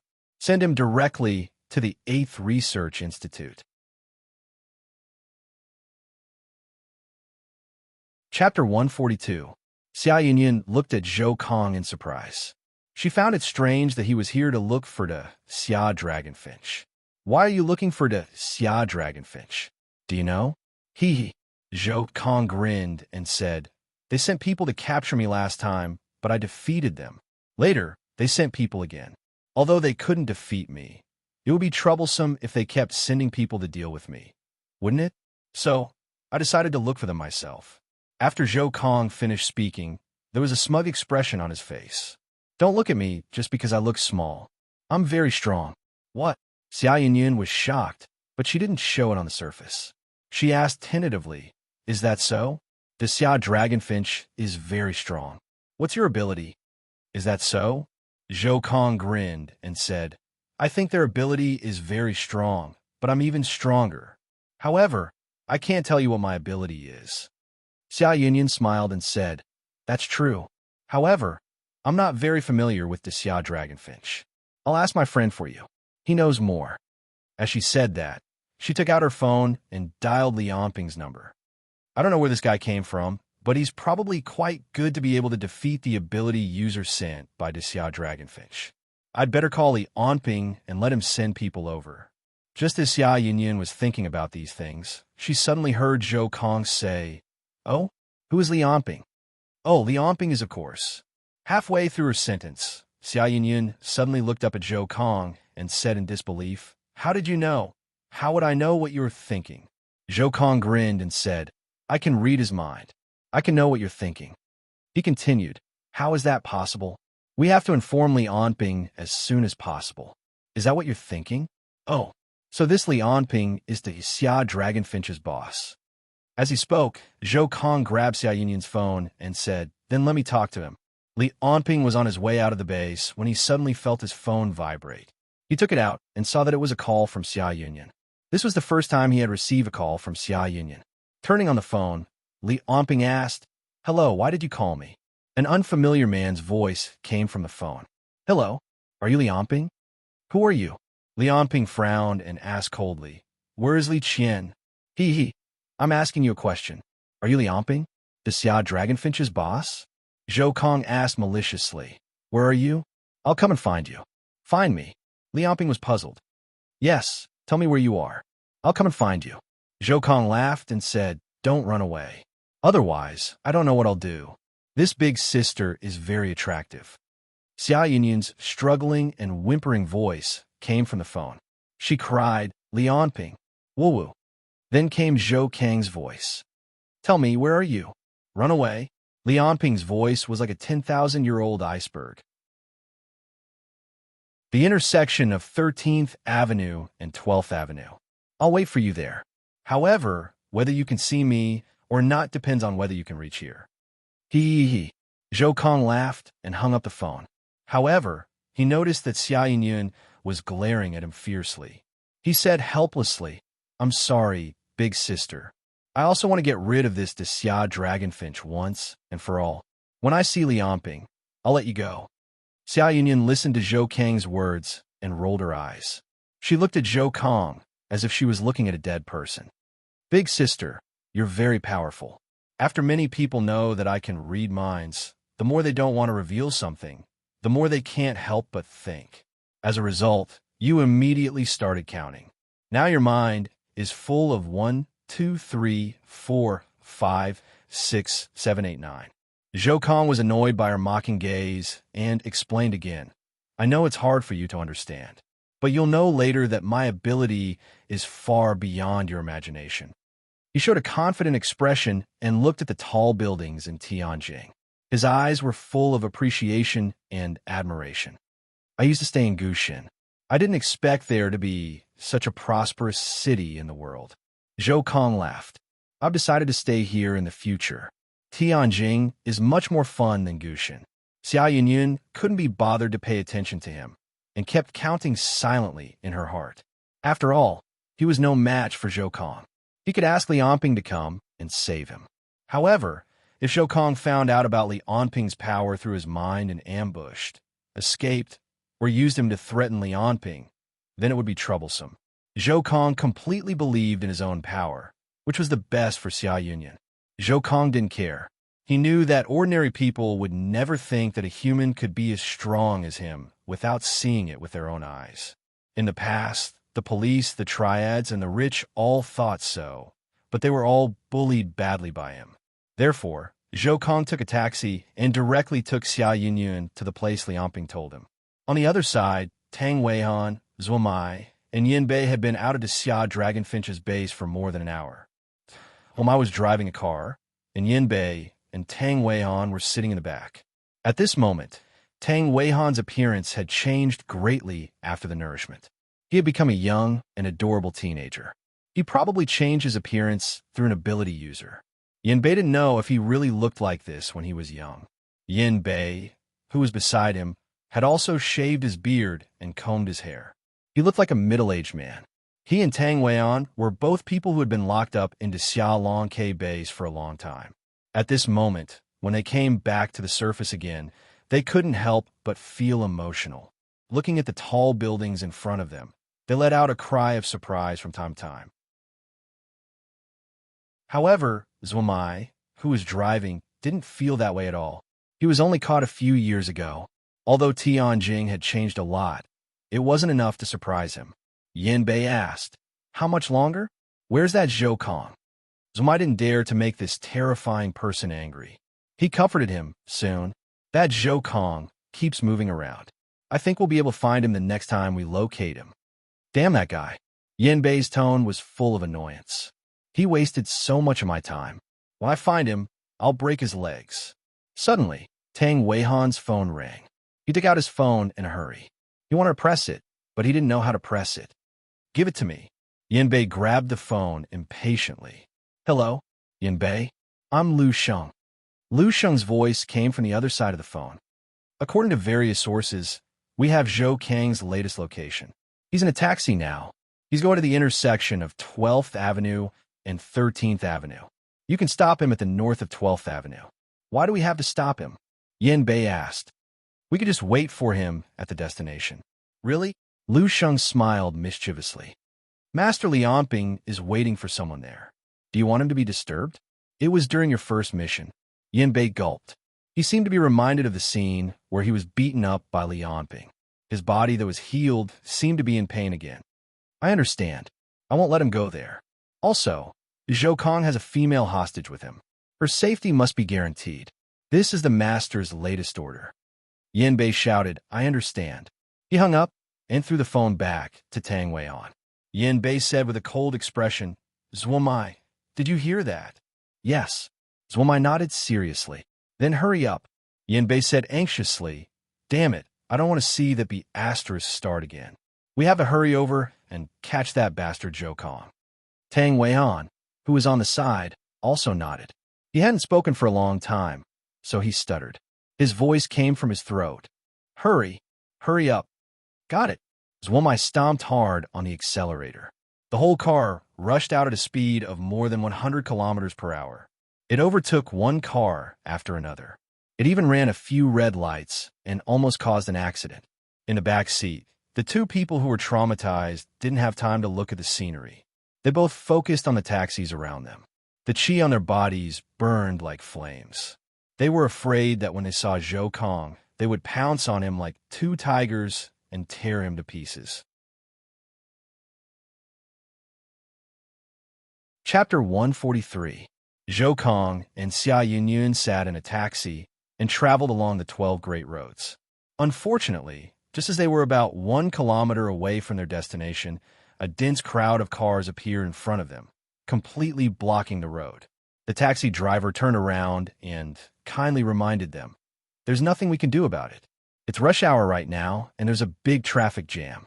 There's still about 1 kilometer left. Why don't you guys get off and walk over? At this time, it's still faster to walk over than to take my car." "So this is a traffic jam?" Zhou Kong looked curiously at the road that was filled with cars. He smiled and said, "Thanks, uncle. Since we're almost there, let's just get off and walk over." A few minutes later, Xia Yunyun followed behind Zhou Kong. They maintained a strolling pace as they walked toward the intersection of the 12 Great Roads and the 13 Great Roads. Along the way, there was a sea of people everywhere, jostling shoulder to shoulder. Even so, Xia Yunyun wanted to run away several times, but she did not manage to do so. It was as if there was a voice in her heart that kept telling her that there was no way she could escape. There was absolutely no way she could escape. "Elder sister, you're right." Zhou Kong turned around and said with a smile, "If you want to escape, there's absolutely no way you can escape. So, just follow me obediently. Once we find that Lianping, I'll let you go." Hearing Zhou Kang's words, Xia Yunyun felt gloomy. In any case, she was still a level 3 ability user. Although her ability was not very useful and could only communicate with animals, she could not even order them around. However, if she only relied on her chi, ordinary people would not be able to get close to her at all. However, Song Tian from before, and now Zhou Kong, each and every one of them were ability users who were stronger than her. As a result, she needed Li Anping to save her. She had completely become a burden. "Oh, who's Song Tian?" Zhou Kong asked. Xia Yunyun felt a burst of anger in her heart, but she could only try her best to control herself and not think too much about it. She started counting again. Right at this moment, Zhou Kong suddenly turned his head abruptly, his eyes staring straight behind Xia Yunyun. Just 50 meters behind Xia Yunyun, among the crowd, 3 arrogant and domineering Psyche Chi soared into the sky. The overwhelming malice pressed down on Zhou Kong, as if wanting to destroy him completely. A bloodthirsty smile appeared on Yin Bei's face. "I finally found you. Die." As he pointed his finger, a miniature collapsed space appeared on Zhou Kang's head. However, as soon as he pointed his finger, Zhou Kang's expression changed drastically as he retreated. Due to Yin Bei's appearance and attack, he had already understood the ability that Yin Bei used through mind reading and the effect of the ability. These 3 guys are so powerful. Each of them might be even more powerful than the people who came to Goom Mountain to capture me. Zhou Kong immediately darted into the crowd and started to think of countermeasures. "I'll hide in the crowd first. Relying on my mind-reading ability, I could defeat them one by one." On the other hand, when Yin Bei saw Zhou Kong hiding in the crowd, he scolded impatiently and shouted, "Left vein, protect that woman. Tang Weihan, follow him closely." Then he laughed maniacally and said, "I'll clear the place." He waved his hands wildly, and countless collapsed spaces appeared on the street lamps, shop signs, the ground, and other places. The entire road was plunged into chaos in an instant. The collapses caused electrical wires to break, shop signs to be damaged, roads to crack, water pipes to explode, and so on. All sorts of explosions and shock waves appeared. Although there were no casualties, the crowd was immediately in chaos.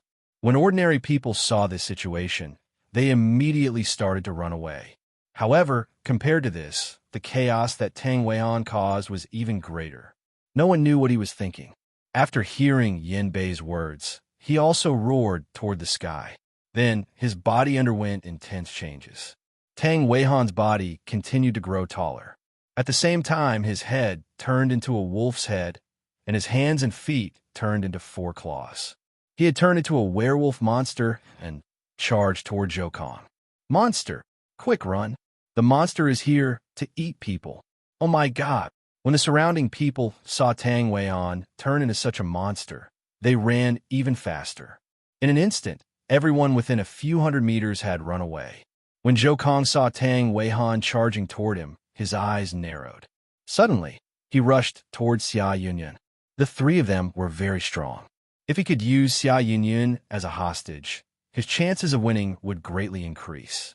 Seeing Yin Bei and Tang Weihan's performance, Zhuomai shook his head helplessly. 2 idiots. After saying that, he pointed his right index finger. A red ray shot towards Xia Yunyun. With a whoosh, the red ray brushed past Xia Yunyun's waist. Wherever it passed, the air was scorching hot. After the ray passed by Xia Yunyun, it directly traveled hundreds of meters and melted a large piece of the cement ground. Xia Yunyun was so scared that she screamed and immediately ran behind Zhuomai and the others. At the same time, Zhuomai's ray also forced Zhou Kong, who was rushing towards Xia Yunyun, to retreat. This was the power of the mind-reading ability. With this ability, almost no one could plot against Zhou Kong. Even if Zhuomai's death ray and Yin Bei's collapse could severely injure Zhou Kong once, they still had to hit him. On the other side, when Zhou Kong was forced back by Zhuomai, Tang Weihan finally rushed up. He opened his mouth and bit toward Zhou Kang's shoulder. Unexpectedly, when faced with Tang Weihan's attack, Zhou Kong did not dodge at all. Instead, he allowed Tang Weihan to bite his shoulder. He laughed coldly in his heart. My body is made of steel and iron. Let alone being bitten by you. Even if I were to take a bullet head-on, it wouldn't be a problem. Crunch, crunch. Tang Weihan realized that he could not bite Zhou Kong no matter how hard he bit. Zhou Kong was as hard as a piece of iron. Then, Zhou Kang's punch landed on Tang Weihan's stomach. Zhou Kang's strength far exceeded Tang Weihan's imagination. This punch caused him to foam at the mouth as he whimpered. Then, Zhou Kong grabbed his head and threw him out. Useless thing. Seeing that Tang Weihan had failed, Yin Bei sneered. He shouted toward Zhou Kang's position with both hands. Turn into a scum. A terrifying aura came from the void. In the next second, where Zhou Kong was in a spherical space with a diameter of 5 meters, everything was crushed into a ball under the power of the collapse. Then, it turned into countless particles and floated in the air. Even the ground turned into a big pit.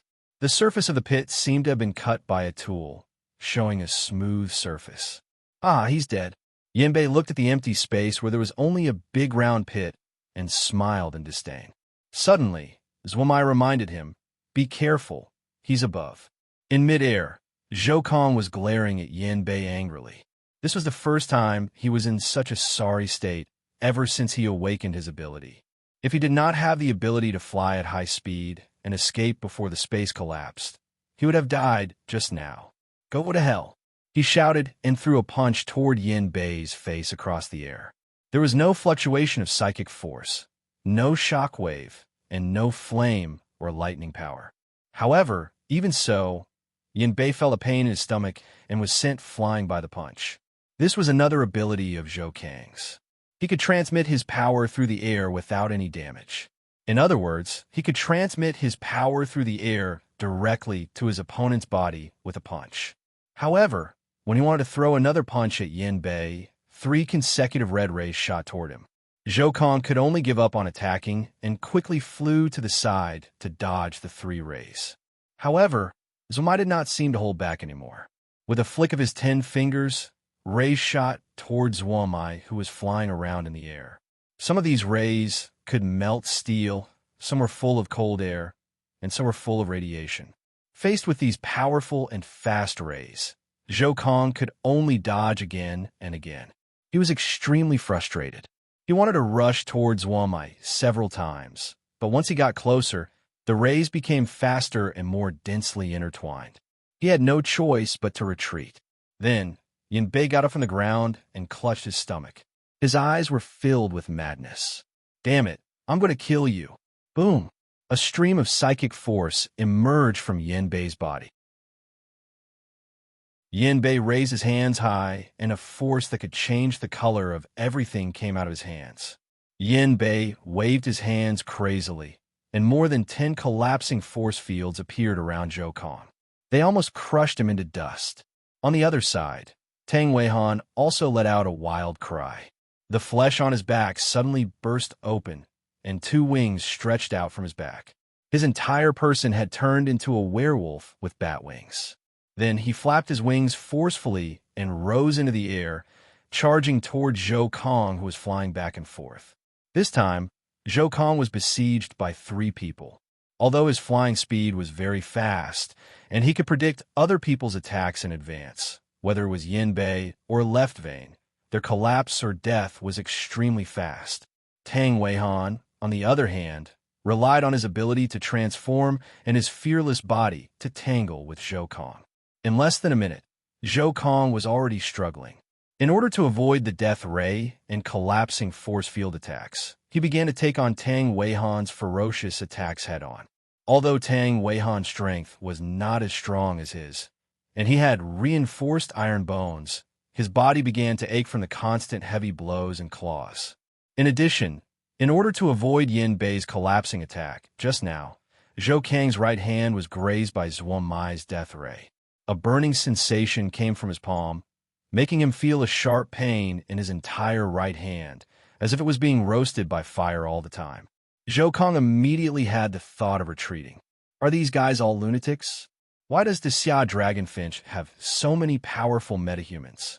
At this moment, Zhou Kang's chest was filled with regret. Damn it, damn it, damn it. Why did I come to Tianjing to look for this damned great Xia Dragonfinch? That's right. I'm quite happy hiding in Gushan. Suddenly, he roared into the sky and spread his power through the air, attacking Yin Bei and the other 2's organs. Yin Bei and the other 2 felt as if they had been struck by lightning. They felt as if their chests had been punched by a big hammer. If it were not for the protection of their psychic force, they would have been killed directly. However, Zhou Kong also took this opportunity to leave quickly.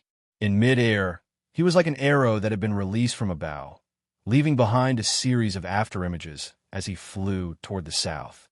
Damn it, why are there so many powerful people in this world? Zhou Kong, who had been forced to flee by the 3 of them, was furious. This was the first time he had been suppressed to the point that he had no choice but to flee. Furthermore, they were also metahumans. Since he was young, he had always thought that he was special, that he was the only one. At the same time, he had the ability to read minds, fly, strengthen his body of iron, and conduct air. He had always thought that he had the strongest ability in the world. However, not long after he had arrived in Tianjing, he had been defeated by the combined forces of 3 people. In particular, the man who had performed the collapsing attack was the greatest threat to him. No, it's impossible for there to be so many powerful people in the world. These 3 guys must be the strongest people in the Xia Dragonfinch.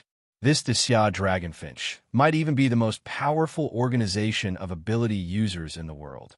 Zhou Kong said hatefully, "It's hard for me to win against the 3 of them together, but they'll split up eventually. When that happens, I'll kill them one by one." Just as Zhou Kong was thinking about how to deal with Yin Bei and the other 2, a large group of people appeared in front of him. All of them were pointing at him in midair. It turned out that Zhou Kong had already flown away from the place where the crowd had been cleared out. "Look, someone's flying. Mom, there's someone flying above us. Damn, it can't be a stunt, right?" Looking at the ordinary people under his feet who were like ants, Zhou Kong felt disdain. However, he soon frowned. There was a guy in the crowd who was very special. He had a special power and seemed to be an ability user as well.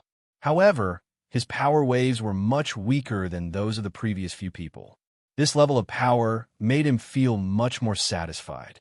That's right, this was the real world. How could there be powerful people who were not much weaker than him? Zhou Kong stopped in midair and asked the man in the crowd, "Hey, are you also from the Xia Dragonfinch?" As long as the other party answered yes, Zhou Kong planned to kill him to vent his anger. My name is Li Anping." The man narrowed his eyes and said as he looked at Zhou Kong coldly. Chapter 144.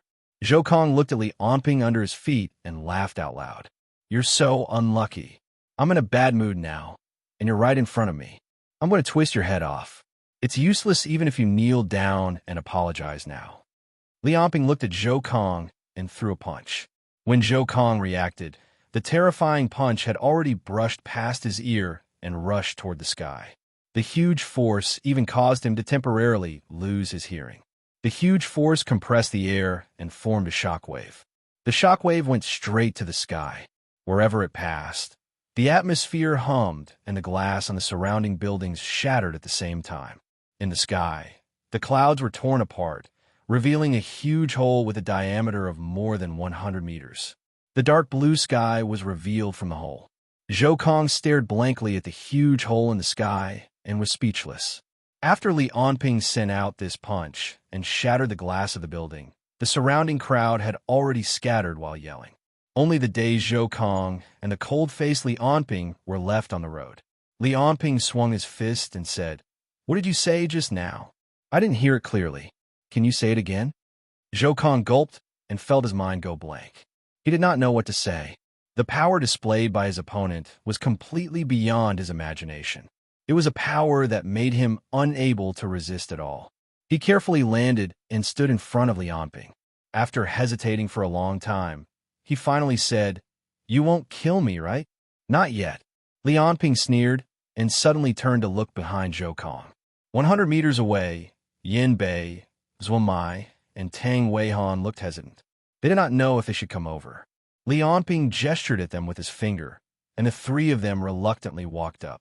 Tang Weihan also retracted his wings and wolf head, returning to his previous appearance of a sunny young man. Li Onping revealed a look of interest when he saw this. "You could change like that?" Li Onping asked curiously. "Can you become like Audrey? Or demons?" Tang Weihan nodded and looked at Li Onping carefully. Yes. However, this kind of fantasy creature needs more practice to become good." Li Onping nodded and glanced at Yin Bei and Zhuo Mai. When the latter felt his gaze, they did not dare to look him in the eye. They subconsciously looked to the side or the ground. Li Onping did not take it to heart either and said coolly, "Such a simple thing, and you can even mess it up. Send Zhou Kong to the 8th Research Institute first, and then the three of you will go and find Lu Sheng. Each of you will be grounded for 15 days. The left pulse will be grounded for 10 days. Yes. The three of them did not dare to resist. After receiving the order, they quickly left with Zhou Kong, especially Yin Bei and Tang Weihan. The two of them held Zhou Kong on both sides and walked very quickly. When they first woke up from the dungeon, because they had slept for too long, their minds were not clear. They were taught the worst by Li Onping. It could be said that they were the ones who were most afraid of Li Onping in the entire Xia Dragonfinch. Usually, as long as Li Onping was around, the two of them would not be seen unless absolutely necessary. Therefore, perhaps because they were in the same boat, the two of them got along well. As for Zhou Kong, he was like a tamed puppy from the beginning. He did not have any intention to resist at all. As for whether he would resist when he arrived at the 8th Research Institute, Li Onping believed that the security there was enough to stop him. Li Onping.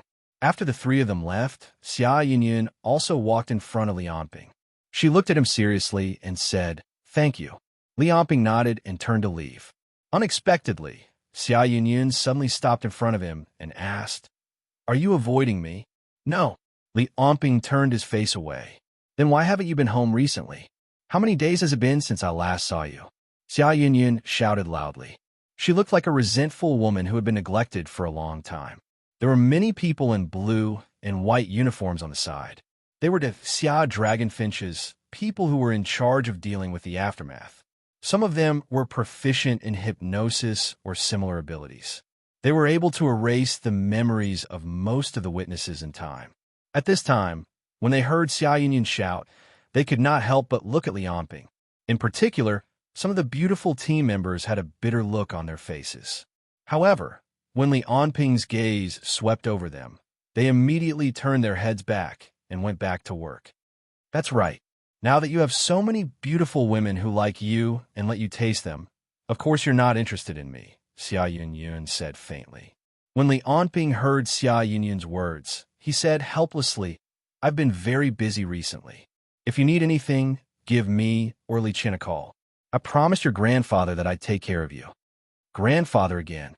Xia Yunyun looked at Li Onping's back view with some disappointment. She only looked away when Li Onping boarded a car. After today's encounter, Xia Yunyun felt that not only had the gap between the two of them not been narrowed, but it had become even wider. Is it because of my strength? Xia Yunyun clenched her fists. It's the same with grandfather, Song Tian, and today's incident as well as my relationship with Li Onping. I'm too weak. I can't do anything. If I can be more powerful, even if I don't use my 5th energy level, or even my 4th energy level, even if my abilities are very weak, my psychokinesis would be stronger. My relationship with him might also be able to... When Xia Yunyun thought of this, a hint of redness appeared on her face. However, the fighting spirit in her eyes burned fiercely. Fang Xingjian had abilities that others looked up to, and he had also lent her a helping hand when she was at her most desperate moment. Unknowingly, Li Onping had already left an indelible shadow in Xia Yunyun's heart. In the 8th Research Institute, Basement 15, Li Onping and Sherwin stood behind a glass window. Inside the glass window was a laboratory.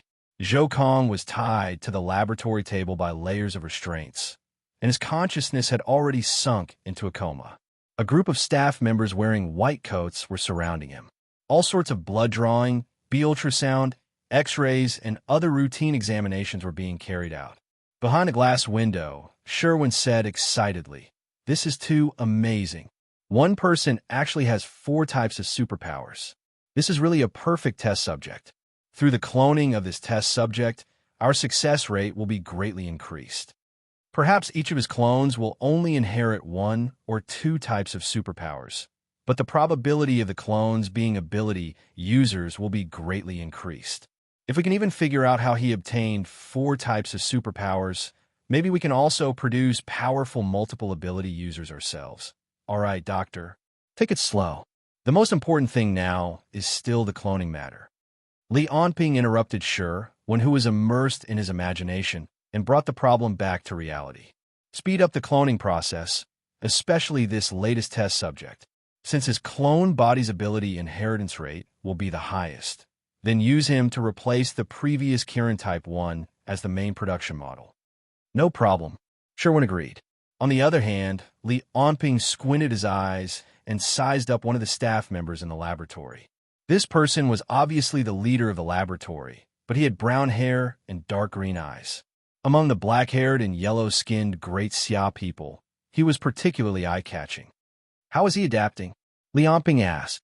"Haha, you mean Norman Osborn?" Sherwin laughed. "He's really a genius. After knowing the existence of ability users, he immediately devoted himself to work. He's even more fanatical than me on some of the subjects of ability users." Li Onping nodded and said nothing. After all, the time was still short. He had to wait at least a year or 2. After confirming that the other party had no problems, he would allow Xia Dragonfinch to reduce the monitoring of Norman.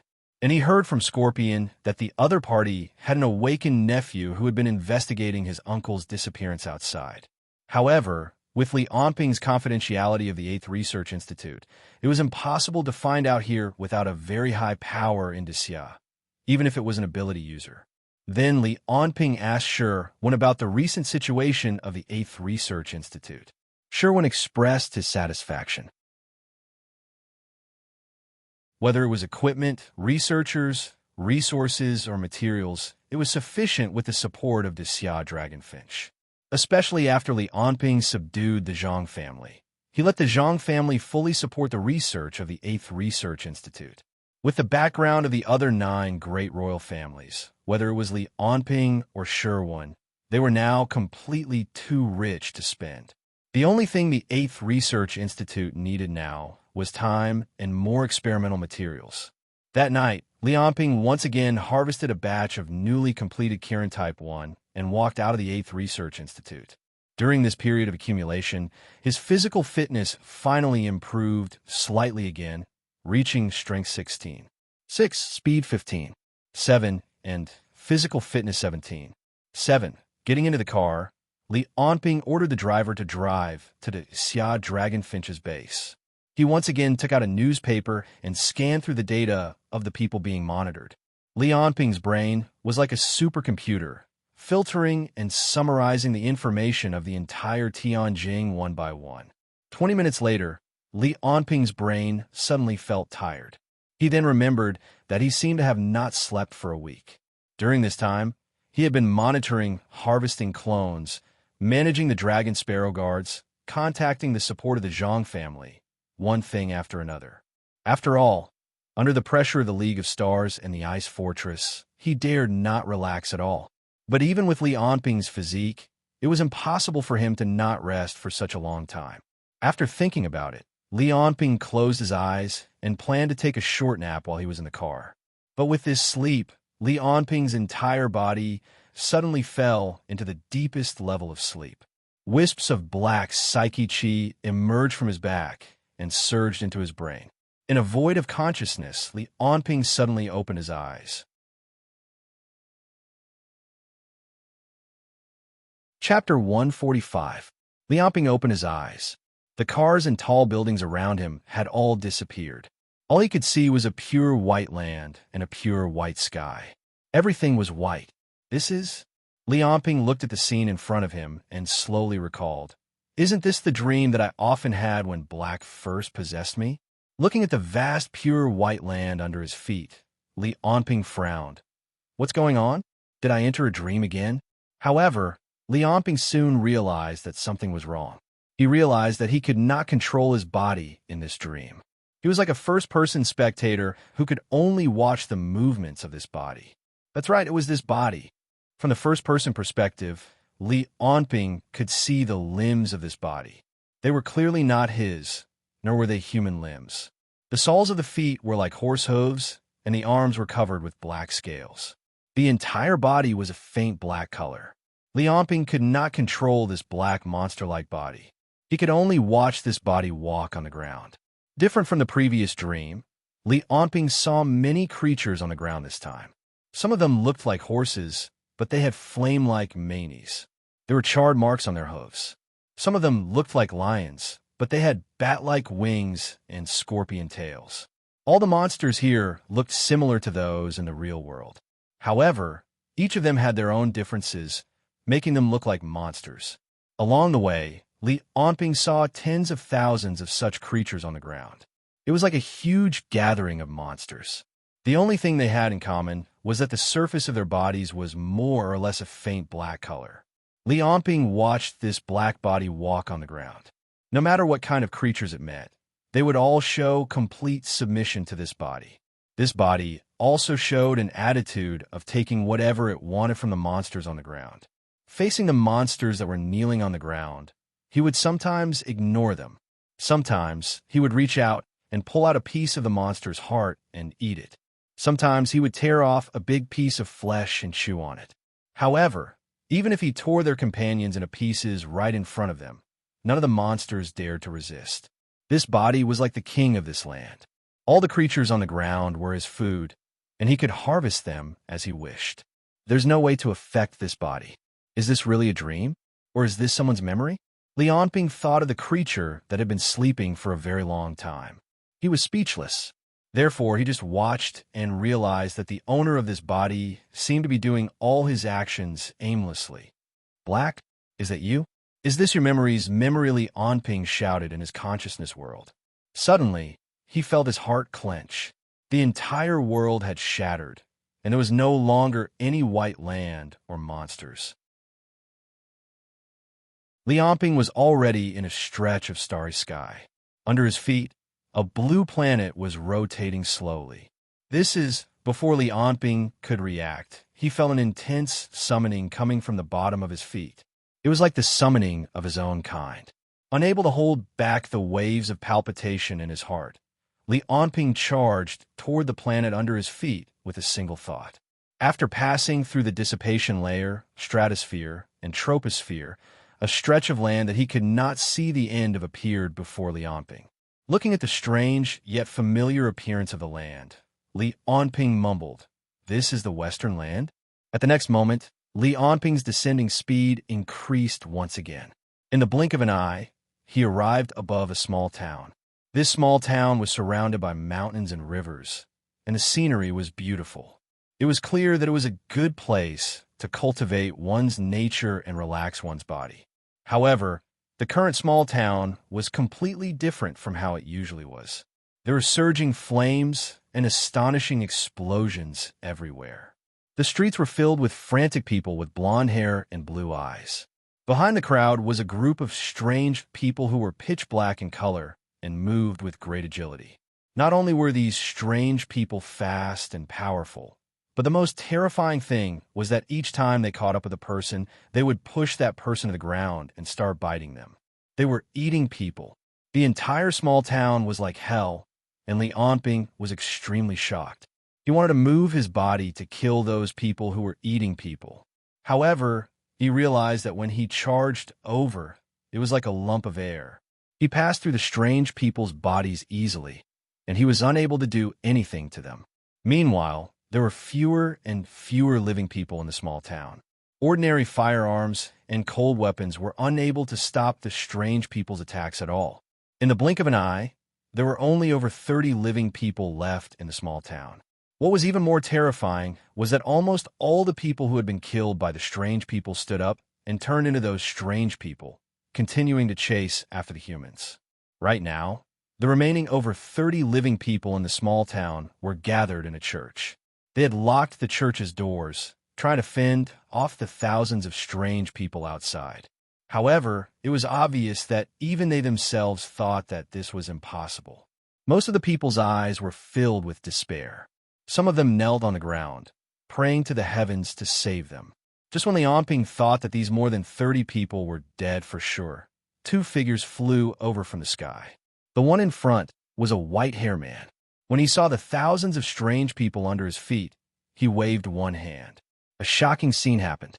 The thousands of strange people all floated up into the sky. Each of them seemed to have lost gravity and floated up in space. Gravity control? No, only the strange people are flying up. Is it psychokinesis? That's not right either. These strange people are all moving. It doesn't seem like their movements have been sealed. Li Onping could not tell what ability the white-haired man had used. He only saw him clench his hand again. Then, the sea of strange people in the sky that covered the sky and the sun all gathered toward one point. The point in the sky was like a black hole, sucking in all the strange people. However, this black hole did not make the strange people disappear like a black hole. Instead, it sucked all the strange people together. Tens of thousands of monsters were sucked into a ball, forming a densely packed ball of people. It looked like a small planet formed by countless human bodies. It made one's scalp go numb. The white-haired man was undoubtedly a level 5 ability user to create such a miraculous scene. After doing all this, the white-haired man nodded to the person who flew over with him behind him as if he had done something insignificant. The person who flew over with him was a young blonde woman. She had a delicate face and a slender figure. In terms of appearance, she was comparable to the top celebrities in the entertainment industry. However, what was more special about her was that she had an otherworldly aura. She was like the stars in the sky, making people feel that she was noble and elegant. Li Onping had seen many beautiful women. However, no matter if it was Xia Yinyun, Li Qian, Xiao Shuisu, or Wei Shishir, who he had met earlier, they were all slightly inferior to the blonde woman in front of him. The blonde woman also nodded at the man. In the next moment, she pointed at the church below her feet, and all the citizens there fell asleep. Then, she pointed at the human planet in midair, and an invisible force swept across the thousands of strange people. The strange people who had been struggling on the planet all stopped moving and returned to normal. They were like corpses, not moving at all, their eyes staring straight ahead. Does this woman have some kind of mental control ability? It seems to be a level 5 ability user as well. Li Onping stared at the blonde woman in midair. Who are they? Are they the top experts in the Western land? Just as Lianping could not help but observe the man and woman, the blonde woman suddenly turned her head. She frowned and glared at Lianping. What? She can see me? Just as Lianping was about to say something, the blonde woman's glare caused him to feel a heart-wrenching pain in his body. The world before his eyes shattered once again. Lianping, who was in the car, opened his eyes and spat out a mouthful of blood. Then, he opened his mouth and spat out a few more mouthfuls of blood. He felt as if his internal organs had been smashed into pieces.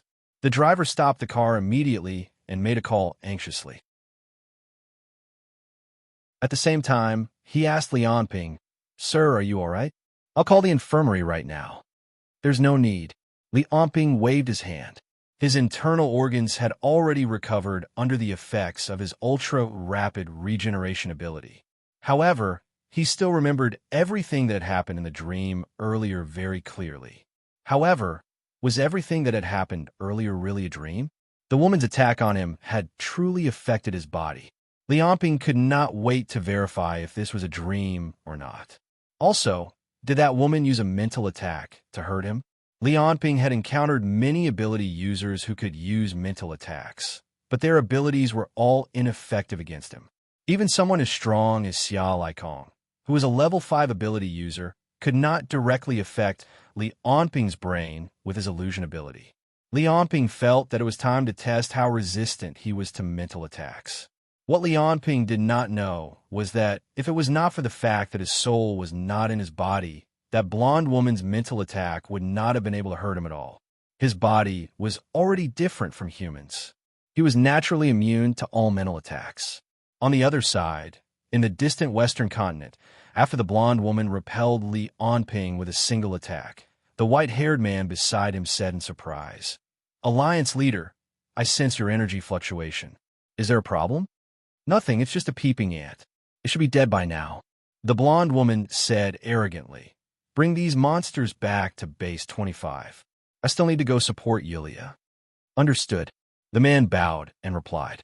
Then, with a wave of his right hand, he brought the human planet in the air and flew into the distance. Chapter 146. In the office, Lianping scanned through the computer screen. The screen was filled with scenes of towns in the west. He wanted to verify whether his dream was real or fake. Lianping guessed that it had something to do with the black psychic energy figure that kept appearing behind him. It seemed that, as his strength increased, the figure appeared more frequently. Perhaps the dream this time was also influenced by the figure. He had already checked the White Land and various monsters. Other than a bunch of myths, he found nothing.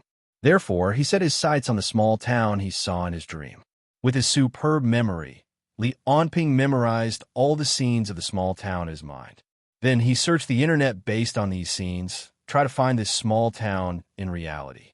However, there were too many similar small towns in the Western mainland. Lianping compared many images on the internet, but still couldn't find it. After all, he also relied on the mouse to click on the images one by one. It was too slow. Just then, someone knocked on the door. Lianping said without raising his head, "Come in." Momo, who had dyed blonde hair, walked in timidly and said softly, "Sir, you're looking for me?" Lianping raised his head, looked at him, and asked, "Your ability is to control the computer through your consciousness, right?" "Yes." "Yes," Momo said cautiously. Lianping continued, "Then help me find a small town. I'll describe the scene there to you. You can help me find it through the internet and see where this small town is in the Western mainland. Can you do this?" "It should be possible." Momo nodded as if he didn't fully understand. Then, he sat on Lianping's seat. Lianping stood at the side and began to describe the scene of the small town in his memory. Momo stretched out a finger toward the USB port of the computer. Then, a stream of blue psychic energy emerged from his finger and slowly connected to the port. The computer's mainframe suddenly rang, and countless windows popped up on the computer screen in an instant. Dazzling search pages kept popping up, and dozens of photos of various small towns in the Western continent were displayed. Lianping was dazzled by them. This way, the search speed was much faster. 5 minutes later, The screen stopped at a picturesque picture of a small town. Momo asked, "Sir, is this the place?" Liamping looked carefully and shook his head. "It's not here." Hence, the computer screen started to refresh again.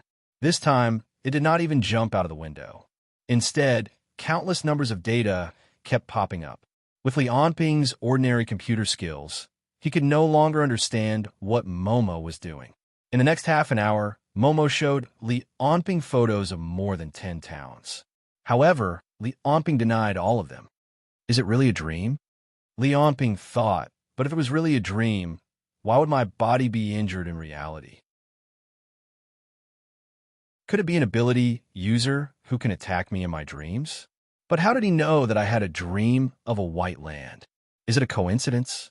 Just as Liamping was thinking, Momo opened another photo and asked, "Sir, is this the place?" Liamping stared at the photo and said coldly, "It's here." "What's the name of this place?" Let me take a look." A series of information popped up on the computer screen.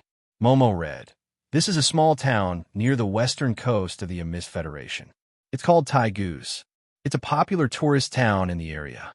Liamping thought for a moment and said, "Check if there's any news about this town recently." Momo nodded. The computer screen started to flicker again. Rows of news about the town popped up. Liamping started to read according to the time. Werewolves suspected in Taiguz. Witnesses bitten. People in Taiguz attacked, all bitten. Taiguz town's central hospital found a corpse stolen. Police are currently investigating. After a series of news, Liamping skipped to the most recent one. Mudslide in Taiguz. The only two main roads in the town were buried. Rescue work is currently underway. Mudslide?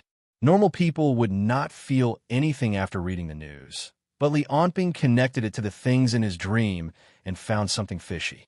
Liamping thought about the outbreak of cannibalism in the Western continent. The first outbreak seemed to be near Taiguz. In that case, were the so-called cannibals the freaks he had seen? The rumor said that the conflict between the League of Stars and the Amis Federation's imaginary organization was because of how to deal with the cannibals. There were too many coincidences. Liamping started to feel that his dream was not real. Clearly, the monsters were the cause of the bites in Taiguz, and the mudslide was probably a lie made up by the government to seal off the town. The blonde woman and the white-haired man were the superhumans sent to clean up the monsters. Wait, that white-haired man. Halfway through his thoughts, Liamping suddenly said to Momo, "Show me the information of all the level 5 superhumans in the database." Momo heard that, and pictures of more than 20 level 5 superhumans popped up on the computer. Liamping even saw pictures of Xiao Laikong, the Flying General, Zhu Rong, and Songbang. Suddenly, Liamping's eyes narrowed. He pointed at a white-haired man and said, "Who's this man?" Momo opened the white-haired man's picture and showed a long list of information. Momo said, "He's Titan from the League of Stars. His ability is to control gravity. He's a level 1 superhuman. He's also a top level 5 superhuman. Basically, everyone in Desya Dragonfinch knows him." "Everyone knows him?" Liamping asked curiously. Momo nodded wordlessly. She pointed at the computer screen. A line of information about Titan was enlarged. After Liamping saw it, his expression froze. Momo said calmly, 10 years ago, it was him who led a group of level 4 superhumans to attack the Xia Dragonfinch's headquarters. At the time, Zhu Rong hadn't become a level 5 superhuman yet. General Xia, Song General, Song Bang, and the Flying General fought with their lives on the line. The three of them paid the price of heavy injuries and only temporarily repelled Titan. Liamping understood. That white-haired man was Titan from the League of Stars. Then the blonde woman beside him was probably also from the League of Stars. If the second half of the dream is related to the first half, then the first half is most likely from Black. Liamping suddenly remembered the words Black said. "My own kind, my brothers and sisters. Our abilities are different, but equally powerful. Humans, as a race that far surpasses you all. After Kano is killed, they will also sense my existence. In order to delay the time they discover you. From now on, I will take the initiative to fall into a deep sleep. And you, do your best to hunt and become stronger. If you eat enough people, you might have a chance to escape when you meet them in the future. If the black psychic figure that appeared from time to time after reaching the third energy level really has something to do with the sleeping black, then it seems like as my strength increases again, this black figure will appear more and more frequently.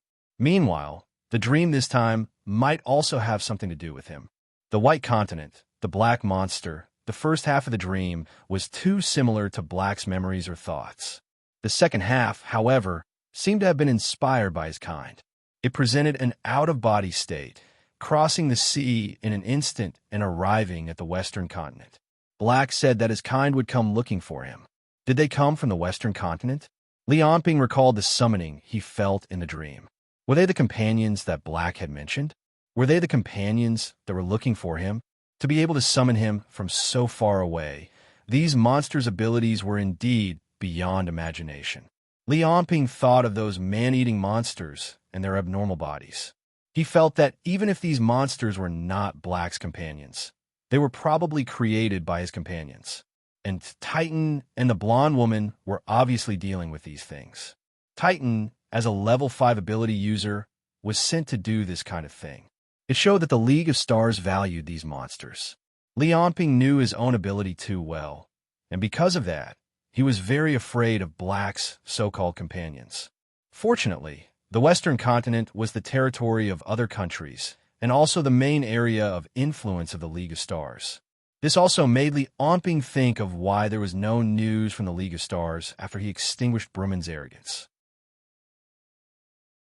Was it because of Black's companions, and because of the conflict between the man-eating disease and the imaginary mechanism, that the League of Stars was temporarily unable to free up manpower in the Western continent?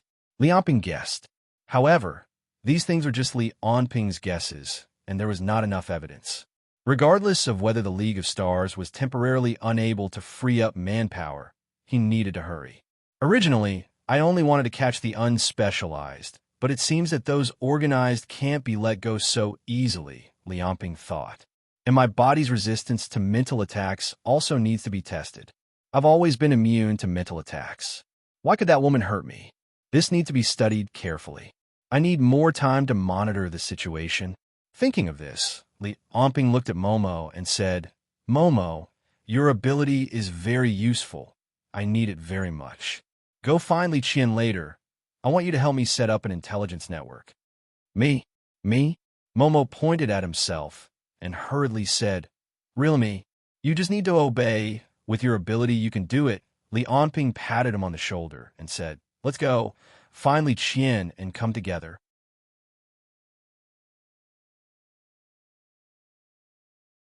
Chapter 147. Li Onping looked at Li Qian and Momo in front of him. After some deliberation, he asked, Momo, I want to develop a computer system. I want you to scan words from paper into the database every day, and then let you analyze these words. Momo nodded and said, It can be done. I can control the camera and use my thinking as a human to make judgments. However, how much data will be collected every day? Probably 1 to 2 gigabytes per day. Momo smiled relaxedly. That's too easy. Just changing surveillance cameras alone have a capacity that is over 10 times that of this. That's good. These words describe all kinds of information. After entering this information into the database and analyzing it, this is only the first step. Li Onping said to Li Qian and Momo, Other than this, there's also the Xia Dragon Finch, the Secret Service, the Military Intelligence Department, newspapers, magazines, and those things on the internet. I hope to be able to enter as much information as possible into this database. I hope to be able to monitor the entire situation into Xia through it. Momo frowned and said, As long as Sir can help me get the authority, I'll have no problem collecting the existing data. However, there are many places that don't have ready-made information in the form of electronic data. Moreover, with so much data, it's not just a problem with the software. Li Onping understood what Momo meant. All kinds of information about Xia were scattered among the various departments of Xia. population, household registration, accounts, files, various surveillance cameras, and all kinds of information were scattered in various departments and places. Collecting all of this information wasn't something that Momo could do alone. It seems that this matter can't be rushed. Li Onping sighed and said, "Then first enter the data that I only asked you to enter." Li Onping handed the newspaper to Momo and told him, "This newspaper is my second ability.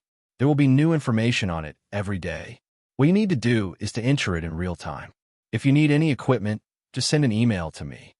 Momo looked at the newspaper in astonishment. After skimming through a few pages, the expression on his face kept changing. Cold sweat instantly covered the back of his head. Li Onping actually told him such an important thing. He instantly felt worried about his future freedom. As for the other information, I will talk to the Secret Service first and access their database first. Li Onping thought for a moment and said, "Let's just use these two data sources for now. However, regarding the issue of intelligence analysis, I will let Lu Feng help you. You don't need to tell him where the intelligence came from. They just wanted him and his team to specify the method of analyzing the intelligence, the classification of the intelligence, and the structure of the entire intelligence data. Analyze them based on these and rank them according to their importance every day. Send me a list. No, let's make a simple web page. Other than ranking the important new posts, I can also search vaguely based on my own goals." "Yes." Momo nodded seriously. Now that Li Onping had given him such a task, it was hard for him to back down. In the end, Li Onping patted Momo's shoulder and said, "You're a smart person, but sometimes smart people are more likely to make mistakes. I'll say it again. My second ability is to monitor many people every day. However, from now on, help me record them all into the database. I only need to monitor you every day. Don't you think so?" How could Momo not understand such a blatant threat? He swallowed his saliva and said, "Yes." However, Li Onping didn't threaten him blindly. He smiled faintly and said, "Work hard. From today on, your position will be promoted by 3 levels. Your benefits will be the same as those of a general. In the future, if you can develop a highly intelligent program to replace you, you won't have to work so hard every day. Don't worry, I definitely won't treat you badly." Momo immediately expressed his loyalty. Li Onping patted his shoulder again and let him go. Li Onping looked at Li Qian, who was expressionless, and asked, "What's wrong? Am I very useless?" Li Qian said with tears in her eyes. "How could that be?" Li Onping forced a warm smile and suddenly hugged Li Qian. "From Jadeite City until now, you've been following me. Your ability is too important to me." Really? Li Qian looked at Li Onping in surprise. When she realized that she was being hugged by Li Onping, her face couldn't help but blush. Although Li Onping's expression was somewhat unnatural, Li Qian, who was pleasantly surprised, didn't notice Li Onping's unnatural expression at all. "Yes, even into Xia Dragonfinch now, the only person I can truly trust is you." Li Onping looked straight at Li Qian. "Yes." Li Qian blushed and nodded. She felt that her heart was beating very fast. Li Onping watched as Li Qian happily skipped out of the office. The expression on his face instantly became cold. He suddenly said, "Roland, why are you still here?" My lord." A young woman with a graceful figure and purple hair suddenly appeared in the air. She looked at Li Onping with a panicked expression and said, Li Qian has already left. Why aren't you chasing after her?" Li Onping looked at Roland coldly and said, "Don't forget to report to me every day about Li Qian." Yes, my lord." Roland nodded and disappeared into the air again. Because the source of Li Qian's surveillance ability, and it just so happened that she couldn't monitor herself with her ability, Li Onping arranged for Roland, a stealth ability user, to follow her around and protect her, as well as monitor her. Just now, Li Onping also lied. Even though Momo had recorded all the data from the newspaper into the database, Li Onping still had to personally monitor a few people through the newspaper every day. Roland and Momo were one of them. Sitting back in his seat, Li Onping picked up a document with a few lines of words on it.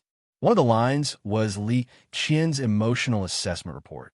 It was an analysis of Li Qian's daily behavior and emotional situation by a dozen psychologists. The conclusion was that Li Qian had an unusual dependence and affection for Li Anping. It was suggested that Li Anping could deepen this relationship through appropriate means. Li Anping glanced at the document and put it into the shredder.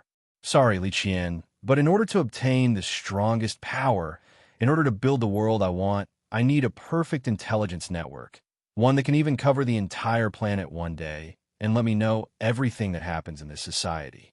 He thought of the ice fortress, the League of Stars, the white land in his dream, the terrifying monster, and the last two level 5 ability users, a man and a woman.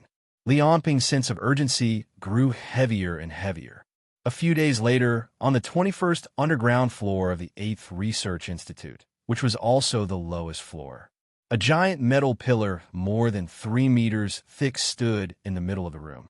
The giant pillar extended all the way to the outside of the room, through a hole in the ceiling of the room. Although it was impossible to tell how thick the entire metal pillar was, just the visible part of the room alone was already more than 20 meters long. And right below the metal pillar, Li Anping raised the metal pillar with his right hand. He was wearing an earpiece, from which a voice sounded, "Sir, do you still want to increase the strength?" "How much is it now?" Li Anping asked. "It's already 200 tons. Li Anping lightly pushed his palm. That metal pillar extending from the ceiling of the room was like a toy, immediately pushed several centimeters higher. He calmly said, "Add another 100 tons. A cry of surprise sounded from the other side of the earpiece. "Yes, yes, sir." With a boom sound, Li Anping felt a wave of astonishing power transmitted from the metal pillar. His body sank slightly, his arm unconsciously bending a bit. The metal pillar that had just been raised a few centimeters immediately dropped by around 10 centimeters. However, Li Anping released a light shout, and with a forceful push, the entire metal pillar was pushed back to its original position.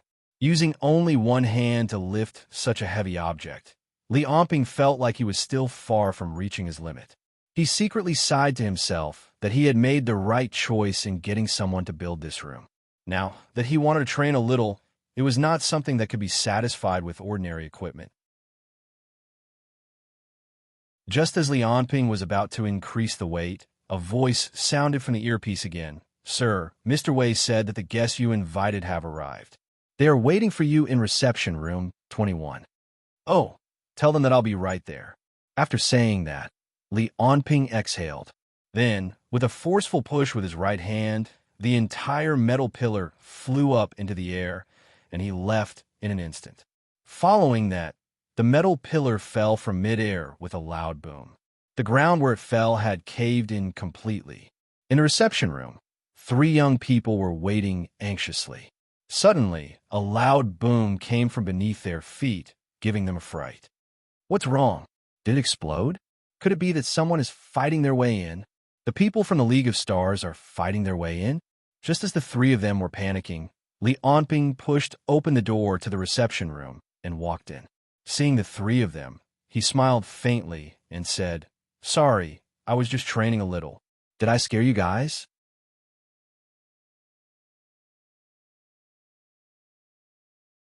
Chapter 148. When the 3 of them saw Li Anping enter, they immediately stood up and saluted Sir. Li Anping sized up the 3 of them and suddenly stopped his gaze on one of the women. He frowned and said, "Why are you here?" Xiao Shuisu, who had a foxy expression, said, "Why can't I be here? Aren't you looking for ability users who are good at mental attacks?" Among the 9 royal clans, other than the Zhang clan, our Xiao clan has the strongest mental abilities. Xiao Shuisu still looked as seductive as ever. Her long, straight legs were wrapped in a pair of black pantyhose. Her skirt and small military uniform were wrapped tightly around her, causing every word she said to be filled with seductive power. When the other 2 men from the Zhang clan heard her, they could not help but look at her from the corner of their eyes. Li Anping thought for a moment and asked, "What are your abilities?" Xiao Shuisu answered first. "My ability is to stimulate desire. Appetite desire for knowledge, greed, and all kinds of desires. After saying that, she licked her lips and said, "Of course, there's also lust."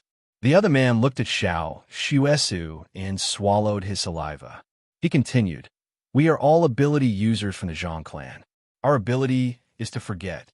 We can erase our opponent's memories by touching them." Liamping nodded.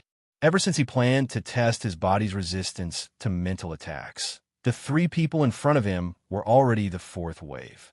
In the beginning, they were just level 1 ability users with very low ability sequences. Then, there were level 2 and level 3 ability users. Without exception, all of their mental attacks were ineffective against Liamping. Therefore, Liamping contacted Lu Sheng and asked him to find some powerful ability users who were good at mental attacks. Therefore, Lu Sheng contacted Zhang Yanheng. However, for some reason, Xiao Shuesu also sneaked in. Liamping pointed at the 2 ability users from the Zhang clan and said, "Attack me together." "What? Sir, we don't dare. Don't be nervous. Use your full strength." Liamping waved his hand and said, "No matter what happens, I won't hold you accountable." The 2 of them looked at each other and nodded.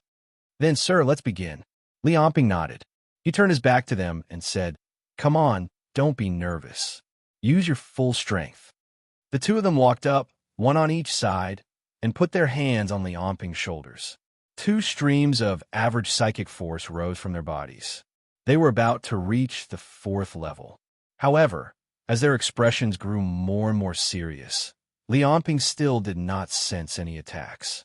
10 minutes later, the 2 men's faces were flushed red, and they were sweating profusely. In the end, they still put down their hands dejectedly. Liamping frowned. "Did you use your full strength?" "Yes." One of them looked at Liamping in disbelief and said, "Sir, your spiritual world gives me the feeling that it's as vast as the starry sky. Our attacks can't do anything to you at all." Liamping turned his head to Xiao Shuesu and said, "You do it." Xiao Shuesu smiled and walked over. She stood in front of Liamping and deliberately bent down. "Sir, do you want me to touch you there?" Liamping frowned and stretched out his right hand. "If you touch my hand, you should be able to activate your ability, right?" "Yes." Xiao Shuesu stretched out her hands and grabbed Liamping's hand. Her hands looked tender and white. She grabbed Liamping's big hand and kept rubbing it, making Liamping feel a little itchy in his heart. "Be serious," Liamping could not help but say. Xiao Shuesu looked innocent. "Although our family's ability is to stir up lust, everyone is good at different things. I'm good at stirring up lust." That innocent and pure look made her look like a high school girl who was bullied by a strange uncle. It made people want to swallow her whole. This vixen. The 2 men from the Zhang family swallowed their saliva and cursed in their hearts. Next, Xiao Shuesu twisted her body and touched Liamping's hand nonstop. However, even after 10 minutes, Liamping still did not show any reaction. Seeing Liamping's expressionless face, Xiao Shuesu made up her mind. She suddenly bent down and opened her mouth to bite Liamping's finger. "What are you doing?" Liamping frowned and looked at Xiao Shuesu. He pulled his finger away from Xiao Shuesu's mouth. During the process of pulling his finger away, Liamping felt something slippery and soft slide across his finger. When he pulled his finger away from Xiao Shuesu's mouth, there was a sparkling thread hanging from the corner of Xiao Shuesu's mouth. Xiao Shuesu's face was flushed as she said softly, "Sir." She bit her lips. "Do you feel anything?" "Enough." Liamping pushed Xiao Shuesu away. "All of you can leave." Ignoring Xiao Shuesu's resentful expression, Liamping turned around and did not look at her anymore. After the 3 of them left, he let out a deep breath. Xiao Shuesu's actions earlier had indeed affected him. However, it was not because of his ability, but because of his body's natural reaction. In that case, mental attacks are indeed useless against me? Liamping thought of this and recalled that Xia Laikong had said something similar when they first met. Xia Laikong was a level 5 ability user. However, if mental attacks were really useless against Liamping, why was the blonde lady in the Western continent able to injure his body across the sea? Liamping thought that it might be related to his body's condition at that time. At that time, he did not have his own physical body and was in a state similar to a spirit body. Li Onping suspected that it was because his body did not have the protection of a physical body, which was why he was injured by the blonde lady. Thinking of this, Li Onping's eyes shone with a cold light. The image of the goddess-like blonde lady appeared in his mind again. The next time I see you, I will not let you off so easily. A few days later, Li Onping sat in his office. There was a special web page on his computer. Momo's computer skills were indeed very good. In a short period of time, he had already built a trial version of the website. Li Onping was using the web page to browse all kinds of information. At the same time, he recorded some flaws and mistakes and prepared to send them to Momo for further debugging. What he was browsing was information on some of the ability user organizations in the Great Xia. This included the True God Religion, One Breath Sect, Revival Society, and other organizations. Originally, he had asked the Dragon Sparrow Guards to capture individual ability users in order to avoid a fierce confrontation between the ability user organizations in the country. However, Li Onping felt that the progress of cloning was too slow. He had captured many individual ability users, but their ability levels were generally not high. There were even fewer special ability users like Zhou Kong, so their effect on him was limited. Now, Li Onping's physical fitness had improved a little. His strength was 16. 6. His speed was 15. 8. And his physical fitness was 17. 7. However, he still felt that it was too slow. Therefore, he still set his sights on the ability user organizations. These organizations were integrated with the local forces and were deeply rooted in various places. If Li Onping was not in a hurry to increase his strength, he did not want to make a move. Coincidentally, during this period of time, in the face of the Dragon Sparrow Guard's large-scale mobilization, these organizations also made a move. They seemed to be taking in individual ability users and expanding their influence. Some of the more arrogant ones even thought that the Xia Dragonfinch could no longer hold on without Xia Laikong and Songbang. There were also some who were not satisfied with the management of the Xia Dragonfinch and wanted to take over. Most of them were second-rate organizations. In the process of the Dragon Sparrow Guards wantonly capturing individual ability users, they had taken in many panicked and desperate individuals. They felt that their strength had increased a lot during this period of time and wanted to challenge the Xia Dragonfinch's authority. There were also organizations like the Revival Society and One Breath Sect who were unhappy with Li Onping for killing their people. They secretly added fuel to the fire and wanted to test the Xia Dragonfinch, who was currently led by Li Onping. Li Onping's eyes scanned through the messages and finally stopped on one of them. Oh, a gathering of individual ability users? Li Onping smiled. Interesting. They want to join forces?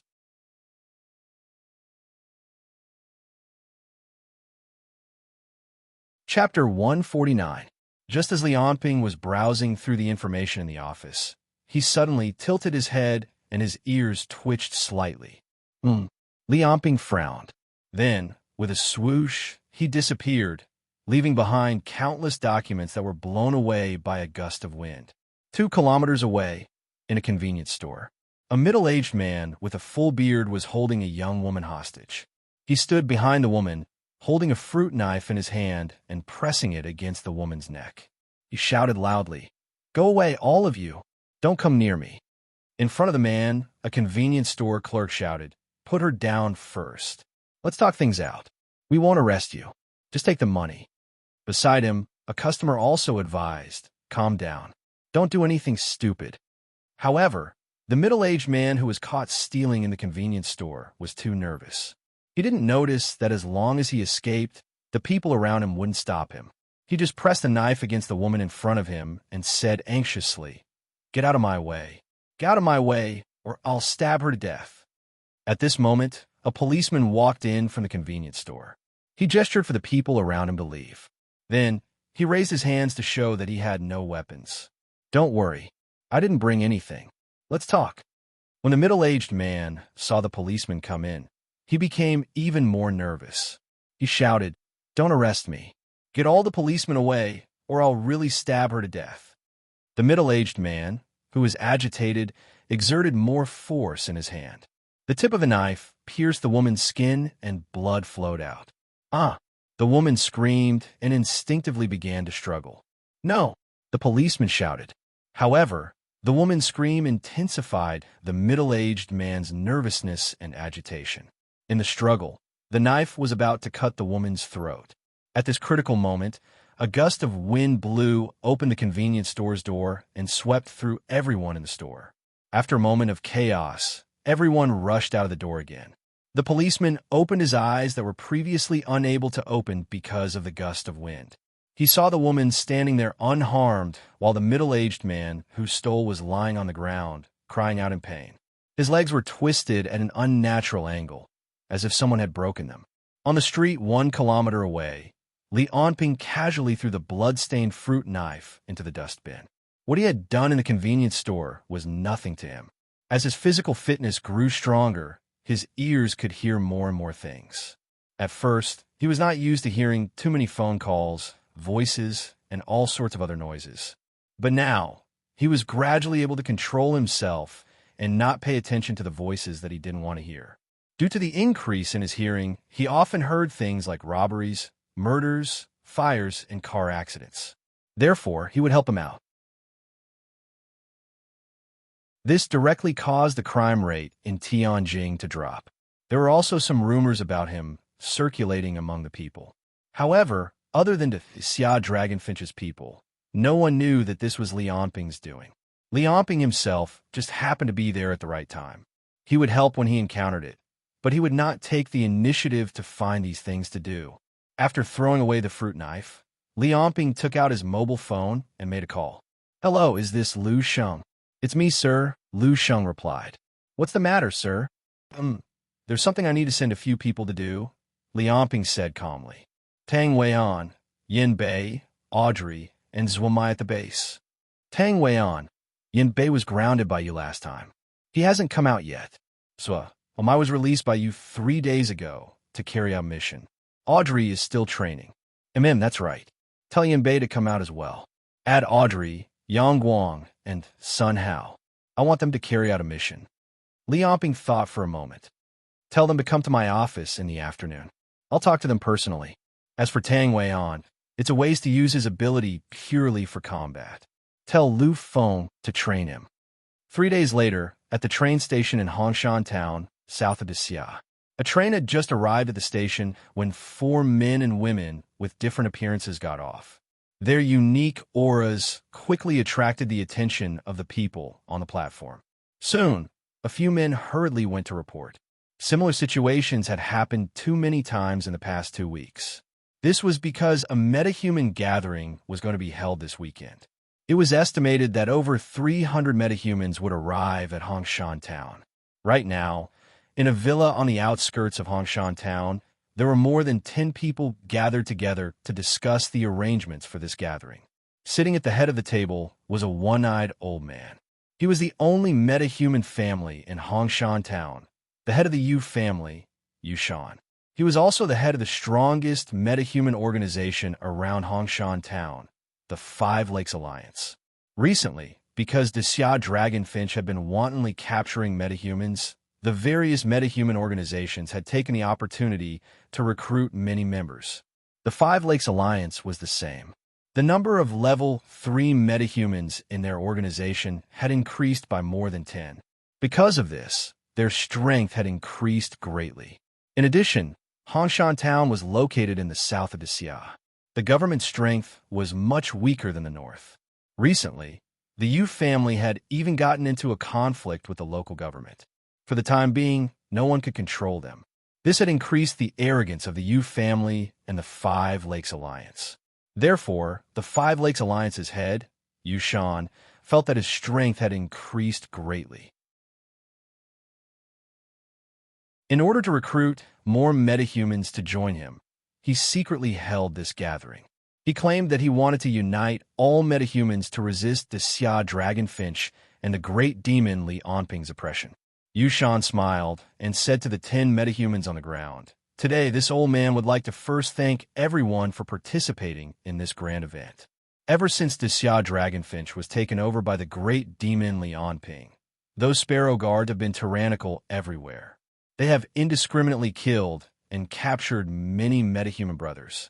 Our gathering this time is to gather all of our metahuman brothers and fight against them together. Old man is right. A big man with a fierce face stood up. These damned birds and that Lianping, I don't know what's wrong with them. They chased me for more than 1,000 kilometers. If it wasn't for you, old man, saving me, I would have been sent to Tianjing to be executed.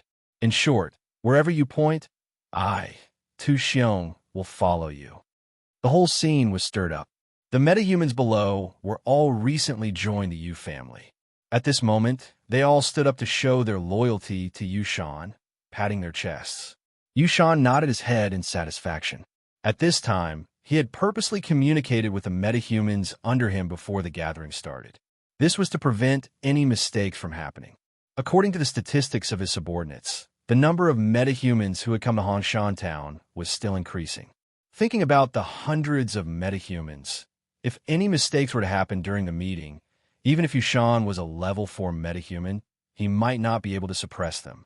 Therefore, he needed the metahumans under him to build bridges for him.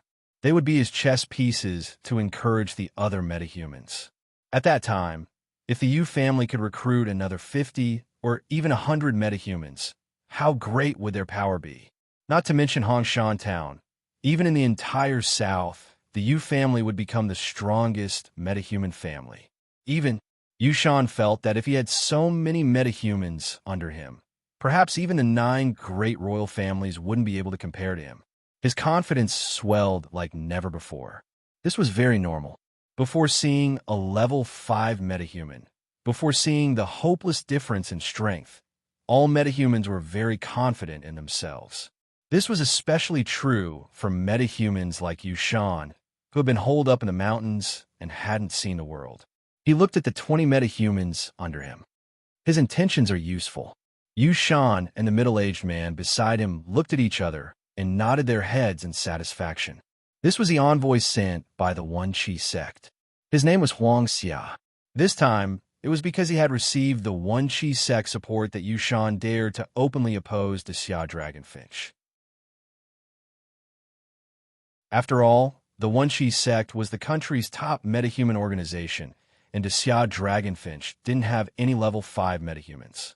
Poor Yushan, this kind of local second-rate metahuman organization, didn't know that Li Onping had defeated Songbang and Lei Di. The Xia Dragonfinch had done a good job of keeping this a secret. Seeing the complacent Yushan, Huang Xia sneered in his heart. If it wasn't to test the Xia Dragonfinch, why would he come to this kind of rundown place to help a country bumpkin like Yushan? They were really scared by Li Onping's battle record, but Li Onping clearly wasn't a level 5 metahuman. This kind of battle record and strength seriously didn't match up, making the One Chi sect's higher-ups a bit confused. However, Zue Bushio really did die at Li Onping's hands. Therefore, in order to test the Xia Dragonfinch and even test Li Onping's strength, Huang Xia was sent to instigate Yushan to organize this gathering. He wanted to see if the Xia Dragonfinch's attack range was limited to unspecialized metahumans, and what kind of attitude he had towards metahuman organizations that recruited unspecialized metahumans. Of course, what he said to Yushan was that he was using this gathering to gather popularity, and that he wouldn't actually fight the Xia Dragonfinch.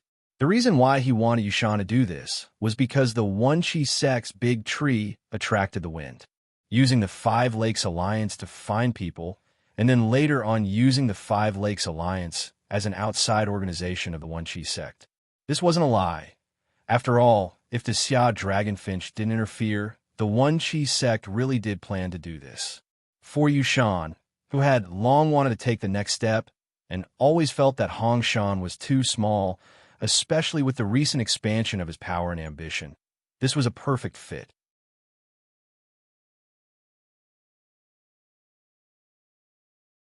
Chapter 150. A few days later, it was finally the day of the gathering. In a valley near Hongshan Town, there were a lot more people coming and going. Wearing a mask, Huang Linjun walked among the crowd and looked around. Ever since he found out that Li Onping had become the Xia Dragonfinch's highest-ranking officer, the anger in his heart burned more and more fiercely every day. This kind of scum who messes with the government, harms the loyal, subverts society, goes against humanity, the country, and the people. They actually let this kind of person lead the Xia Dragonfinch. Lead us. Every time he thought of this, Huang Linjun wanted to kill Li Onping with his own hands. Unfortunately, as a subordinate of the Xia Dragonfinch, even though he was not in Tianjing, he knew that Li Onping was no longer the same as before. He was no longer someone he could deal with. Because of this, he regretted letting Li Onping go in Zhongdu. He had raised such a big threat. Therefore, when he heard about the gathering this time, he rushed over as soon as possible. Unfortunately, so far, the people he saw were all second and third level small fries. These people might be strong against normal people, but against the Xia Dragonfinch, they were nothing. At this moment, he was suddenly bumped into by a young man. Huang Linjun felt as if he had bumped into a mountain. With a thud, he fell to the ground. "Uncle, are you okay?" The young man looked at Huang Linjun embarrassedly and reached out his hand to help him up. Huang Linjun took the young man's hand and stood up.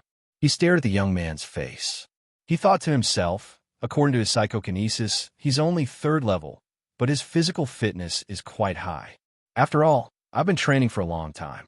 Even though it's not a mutated physical ability, I shouldn't have been knocked down by him. He opened his mouth and said, "Kid, you're here for the gathering too?" The young man smiled and said, "Yes, I am. You know Li Onping and the Xia Dragonfinch?" Huang Linjun looked at the young man and asked.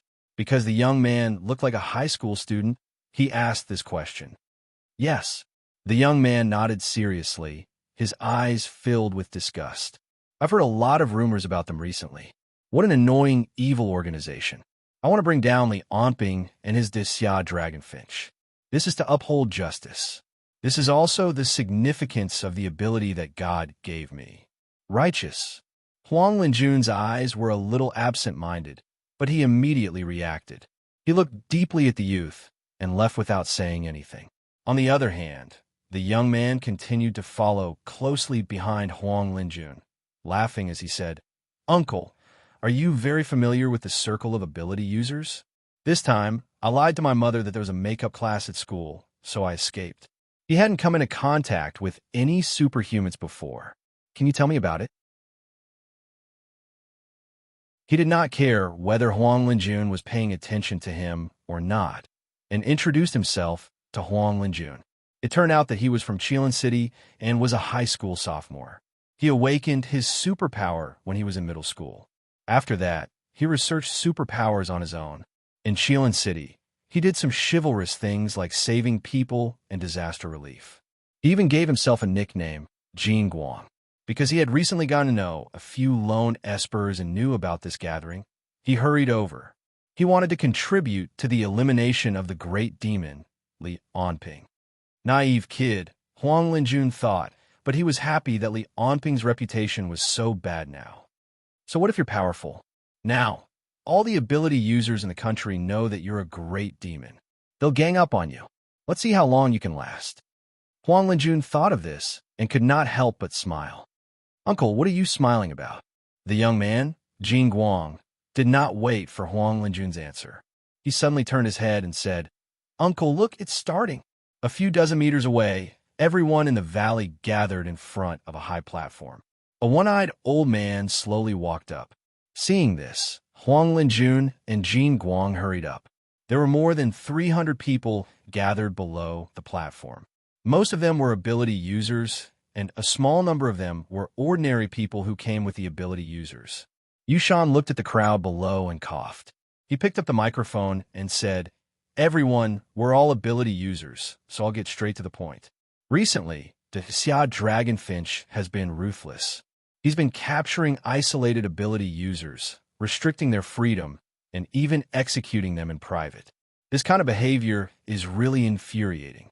As the leader of the Five Lakes Alliance, although I've done my best, I've only saved 21 of my brothers." Speaking of this, someone below the platform shouted, "Elder you, you're too humble. If you hadn't taken us in, we would have been dead. Yeah, those bastards from Birds Club chased me for more than 1,000 kilometers. If you hadn't taken care of me, I might have been dragged to Tianjin and shot. Under the lead of a few people, the surrounding ability users were suddenly filled with disgust for the Xia Dragonfinch and admiration for Yushan. Some of the people who remained calm were watching from the sidelines. Jin Guang said excitedly to Huang Linjun, "Uncle, look, the Xia Dragonfinch has angered everyone. With so many of us, we can definitely defeat them." Huang Linjun humphed coldly and didn't say anything, but he sneered at Jin Guang's words in his heart. In his eyes, the ability users around him were just a bunch of mobs. Not to mention Li Anping.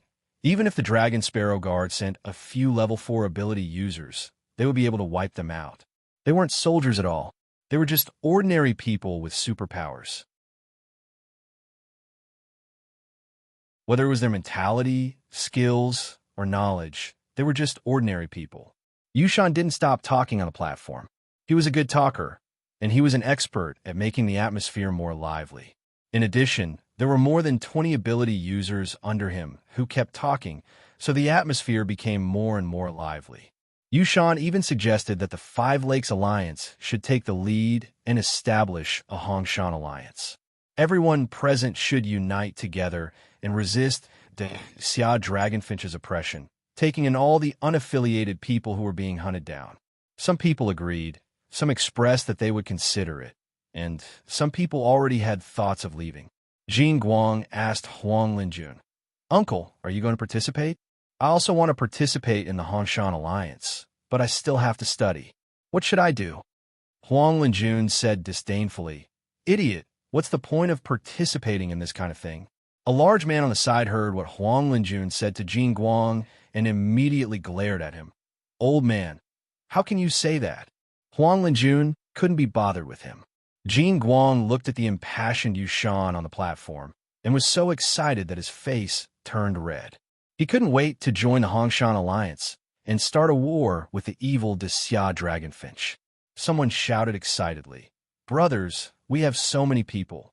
Do you think we're afraid of some bird?" "Yes, as long as we work together, the Xia Dragonfinch won't be able to do anything to us. And that Li Anping, I heard that he's only a level 3 ability user. If it wasn't for the Xia Dragonfinch, he wouldn't even be worth a fart." For a moment, the people below the stage only felt that there were so many ability users working together. "Hongshan Alliance."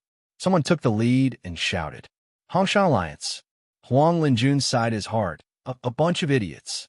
Just as the crowd was in a frenzy, a large man who didn't want to join the Hongshan Alliance and left suddenly flew in from the exit and landed in the crowd with a thud, knocking down a group of people. Then, the ability users who had just left quietly flew in one after another. Like dumplings, they all fell into the crowd and smashed into the crowd. "How dare you?" Yushan shouted. "Who dares to cause trouble in my Five Lakes Alliance?" Five Lakes Alliance? Never heard of it. Is it that amazing? Sun Hao walked over from afar, his metal arm emitting a silver glow. Behind him was Yang Guang, Yin Bei, and Audrey. The group of people looked at the angry crowd with disdain. Yin Bei felt that Sun Hao had stolen the limelight and shouted first, "Trash, you want to fight against the Xia Dragonfinch?" Yang Guang also stood out and shouted, "The Xia Dragonfinch, clear the area. All normal people, quickly retreat. Ability users who surrender will not be killed." Audrey didn't say a word. She was covered from head to toe in a cloak, so no one could see what she looked like. The Xia Dragonfinch? They're the Dragon Sparrow Guards? What do we do? Let's fight it out with them. The crowd that was still in a frenzy immediately panicked. Yushan shouted and calmed everyone down. "Everyone calm down. There are only 4 of them. Can't we deal with 4 of them?"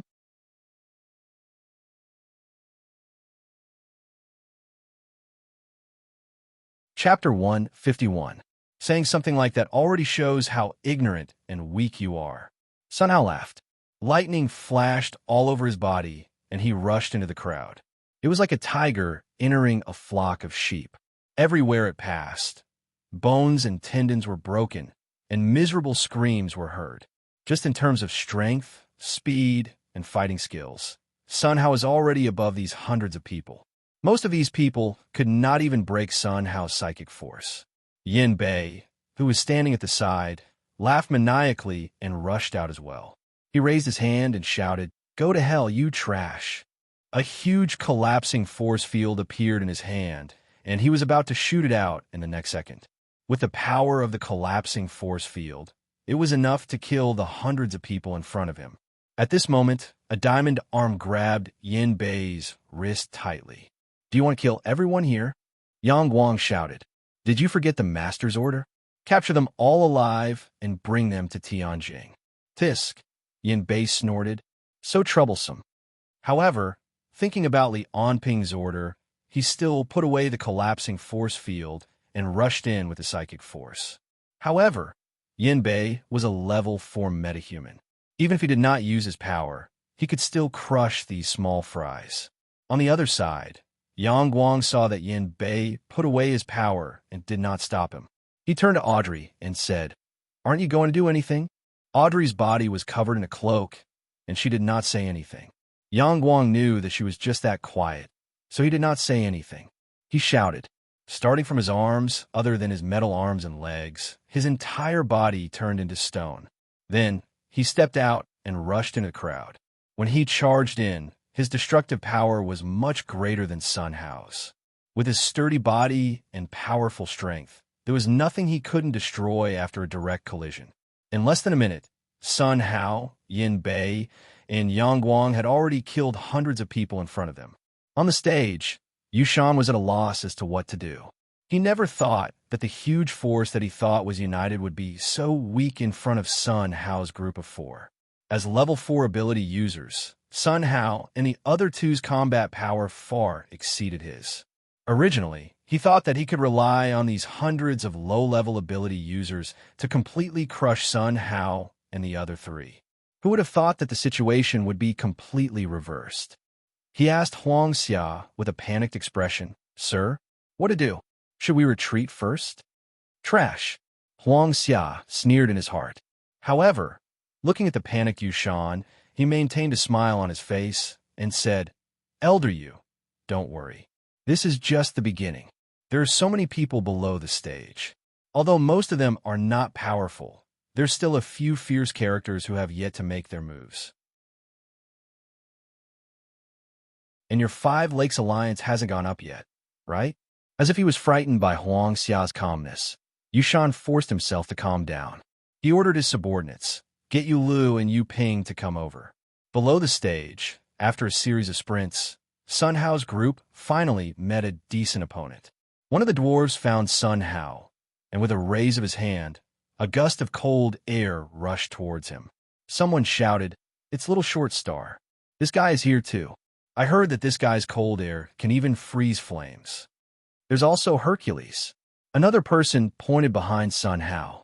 There was a muscular man who was more than 2 meters tall. Wasn't he arrested and sent to prison? How did he escape? Is it really Hercules? This guy used to be able to fight the army head-on. Little Short Star looked at Sun Hao and said, "Kid, your Xia Dragonfinch has been too arrogant recently. Do you really think that all the ability users in Xia have to respect you?" A buzzing sound came from Hercules' mouth. "Why are you still talking to him? I'm going to tear him in half." "Yeah, why are you still talking?" Sun Hao's voice came from behind Hercules. "What?" Hercules wanted to turn around, but he realized that he couldn't move at all. "Oh no, my body is paralyzed by the electric current. When did this happen?" But then he felt a pain in the back of his head, and he was knocked unconscious on the ground. Little Short Star was shocked. "Why are you still standing there? Come on side by side. Otherwise, don't even think about leaving today." Before he finished speaking, 4 people who were no weaker than him appeared at the same time. With a violent burst of psychic energy, they rushed towards Sun Hao together. On the other side, Yin Bei was laughing maniacally as he wandered around. Compared to Sun Hao, who only knocked people unconscious, his side was much more terrifying. There were broken limbs and broken limbs everywhere. Yin Bei obeyed Li Anping's orders and didn't kill anyone, but he used his ability to break people's limbs.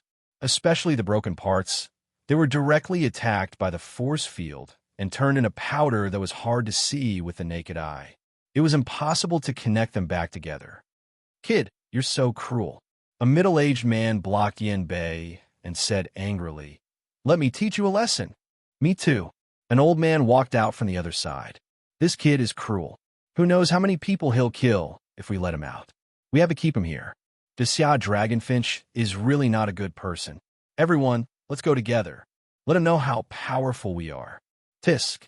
Yin Bei dug his ears and looked at them with disdain. "Trash, are you done talking? You're looking for death." The middle-aged man who was the first to speak shouted angrily, "Do it." He took a step and a small figure suddenly appeared behind Yin Bei. Then, the small figure stabbed the knife in his hand into Yin Bei's shadow. Yin Bei's expression changed. The middle-aged man laughed. "You can't move now, right? You've been nailed into the shadow. Be it your hands or legs, no matter which part of your body, you can't move. You're at the mercy of others." Someone on the side shouted, "Haha, kid, aren't you very arrogant? Are you going to beg for mercy now? Damn Xia Dragonfinch. I'm going to kill this kid to avenge my brother." "So noisy," Yin Bei shouted. The dozen or so people around him were instantly twisted by the collapsing force field. Their corpses were torn apart, and they were turned into dust. Under the effect of the force field, these people didn't even have a drop of blood left, let alone a corpse. It was as if they had suddenly disappeared. The people around him instantly retreated and looked at Yin Bei with fear. "What's going on? What's this guy's ability? Are all the Xia Dragonfinch monsters like this?"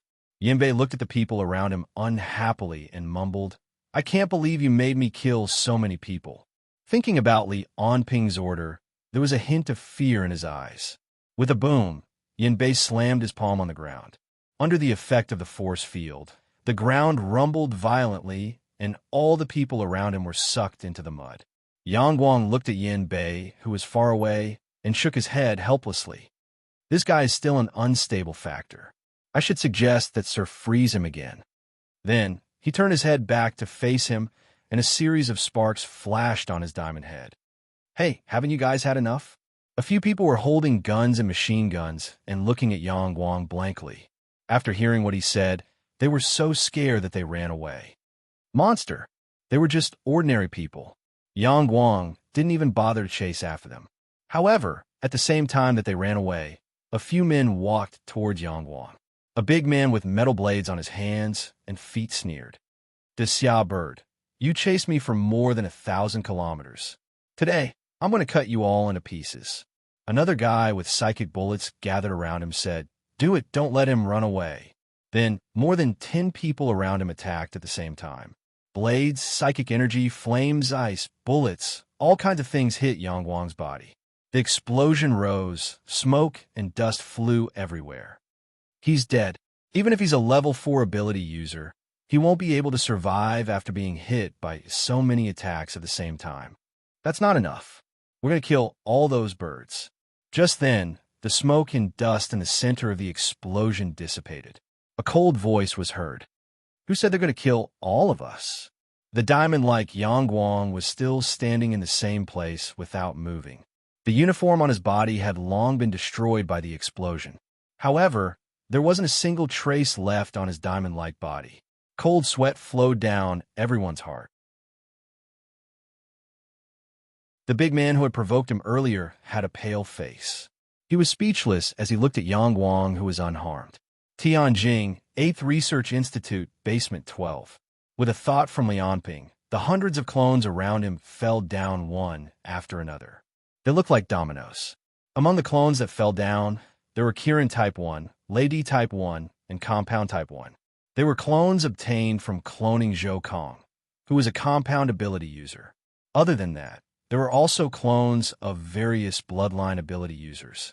Of course, Compound Type 1 clones were the most numerous. There were about 500 of them. Lianping was currently using his level 3 ability to directly kill the powerless clones. After his ability reached level 3, he could directly absorb the souls of ordinary people within a range of 300 meters. Within 500 meters, the life and death of ordinary people could be decided with a single thought. A few seconds later, all the powerless clones fell to the ground. Their souls had already been absorbed, and they had turned into cold corpses. Looking at the remaining dozen or so clones, which were all level 0 ability users, Li Onping directly waved his hands and killed them one by one. He had completed today's soul harvest. Strength 16. 7. Speed 15. 8. Stamina 17. 7. Li Onping frowned. It's still too slow. With a click, an electronic door in the distance opened. Rows of cylindrical robots walked out.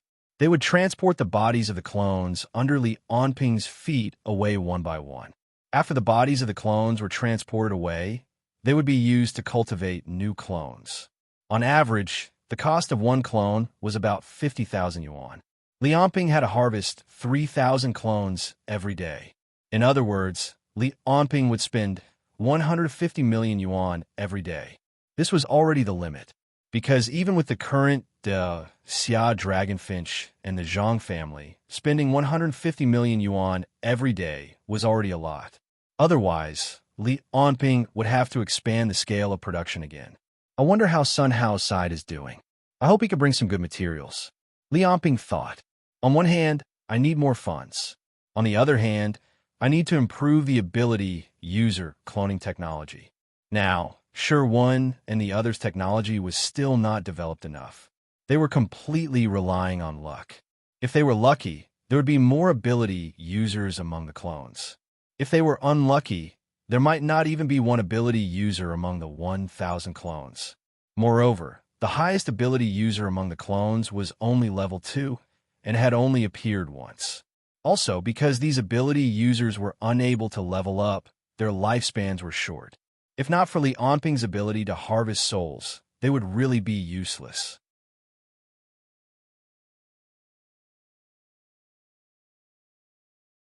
Chapter 152. While Li Onping was harvesting souls in the 8th Research Institute, the battle in Hongshan, who was thousands of miles away, was completely one-sided. With a crackling sound, Sun Hao waved his right arm and threw a person out. Yin Bei and Yang Guang stood beside him. More than half of the scattered aptitude users had been knocked unconscious. The remaining half surrounded Sun Hao and the other two, but no one dared to go forward. Looking at Sun Hao and the other two who seemed to be unharmed and still had energy left, their eyes were filled with fear. As for Audrey, she stood alone at the exit. Although she did not attack, anyone who tried to escape would be punched and kicked back by her. Elder Yu, what should we do? These Dragon Sparrow guards are so powerful. That Diamond Man is so hard. Our attacks are useless against him. The guy with the metal arm is too fast. We can't see him clearly. And that lunatic, his people's limbs were all broken. Damn it. If I had known, I wouldn't have come. Hearing the fear, complaints, and regret of the people below, Yushan did not say a word. Now that things had come to this, even he was a little regretful. If he had known that the Xia Dragonfinch was so powerful, he would not have held a gathering. He would have just obediently been a rich man. In front of Sun Hao and other aptitude users who were truly dedicated to fighting, who had received systematic training and experienced countless battles, Yushan was like a flower in a greenhouse. Even if he had reached the 4th energy level, it was useless. Still not surrendering? Sun Hao shouted. If you surrender now, you won't be knocked unconscious or have your limbs broken. At this moment, facing the aggressiveness of Sun Hao and the other three, Yushan was already in a difficult position. We definitely won't be able to defeat these 4 people. Yushan secretly looked at Huang Xia. Do we really have to surrender? Huang Xia looked at him helplessly. He knew that Yushan had already admitted defeat. It was only because of his face that he had not surrendered. However, it was only a matter of time. Forget it. My ability should be able to trap them for the time being. Huang Xia thought. Anyway, the objective is almost complete. I should report the information to the Lord as soon as possible. Just as Huang Xia was contemplating and preparing to personally take action, a young man suddenly walked towards Sun Hao and the others alone. Jin Guang stepped out from the crowd. He looked at Sun Hao and the other two and said, I say, you guys. He looked at the 3 of them furiously and said, why do you guys have to do something like this? Aren't we all the same? Why are you bullying us? Sun Hao frowned. Just as he was about to say something, Yanbei interrupted. Ha! Are you an idiot? Who is the same as you? Don't compare your low-end abilities with mine. I can kill as many of you as I want. A low-end ability. Jin Guang lowered his head and mumbled. For something like this, you can hurt and kill without any psychological burden? Sun Hao stopped Yanbei and said, Little brother, as long as you surrender and don't resist, we won't hurt you. Oomph. Then why do you want to capture us? Jin Guang said angrily, What about the aptitude users that you captured and brought to Tianjing? Have they all been sliced up by you? Slice them up? Sun Hao had a strange look in his eyes. Jin Guang waved his hand and said, You guys don't have to explain. I'll beat you guys up and ask Liamping myself. Ha! Yanbei couldn't help but laugh.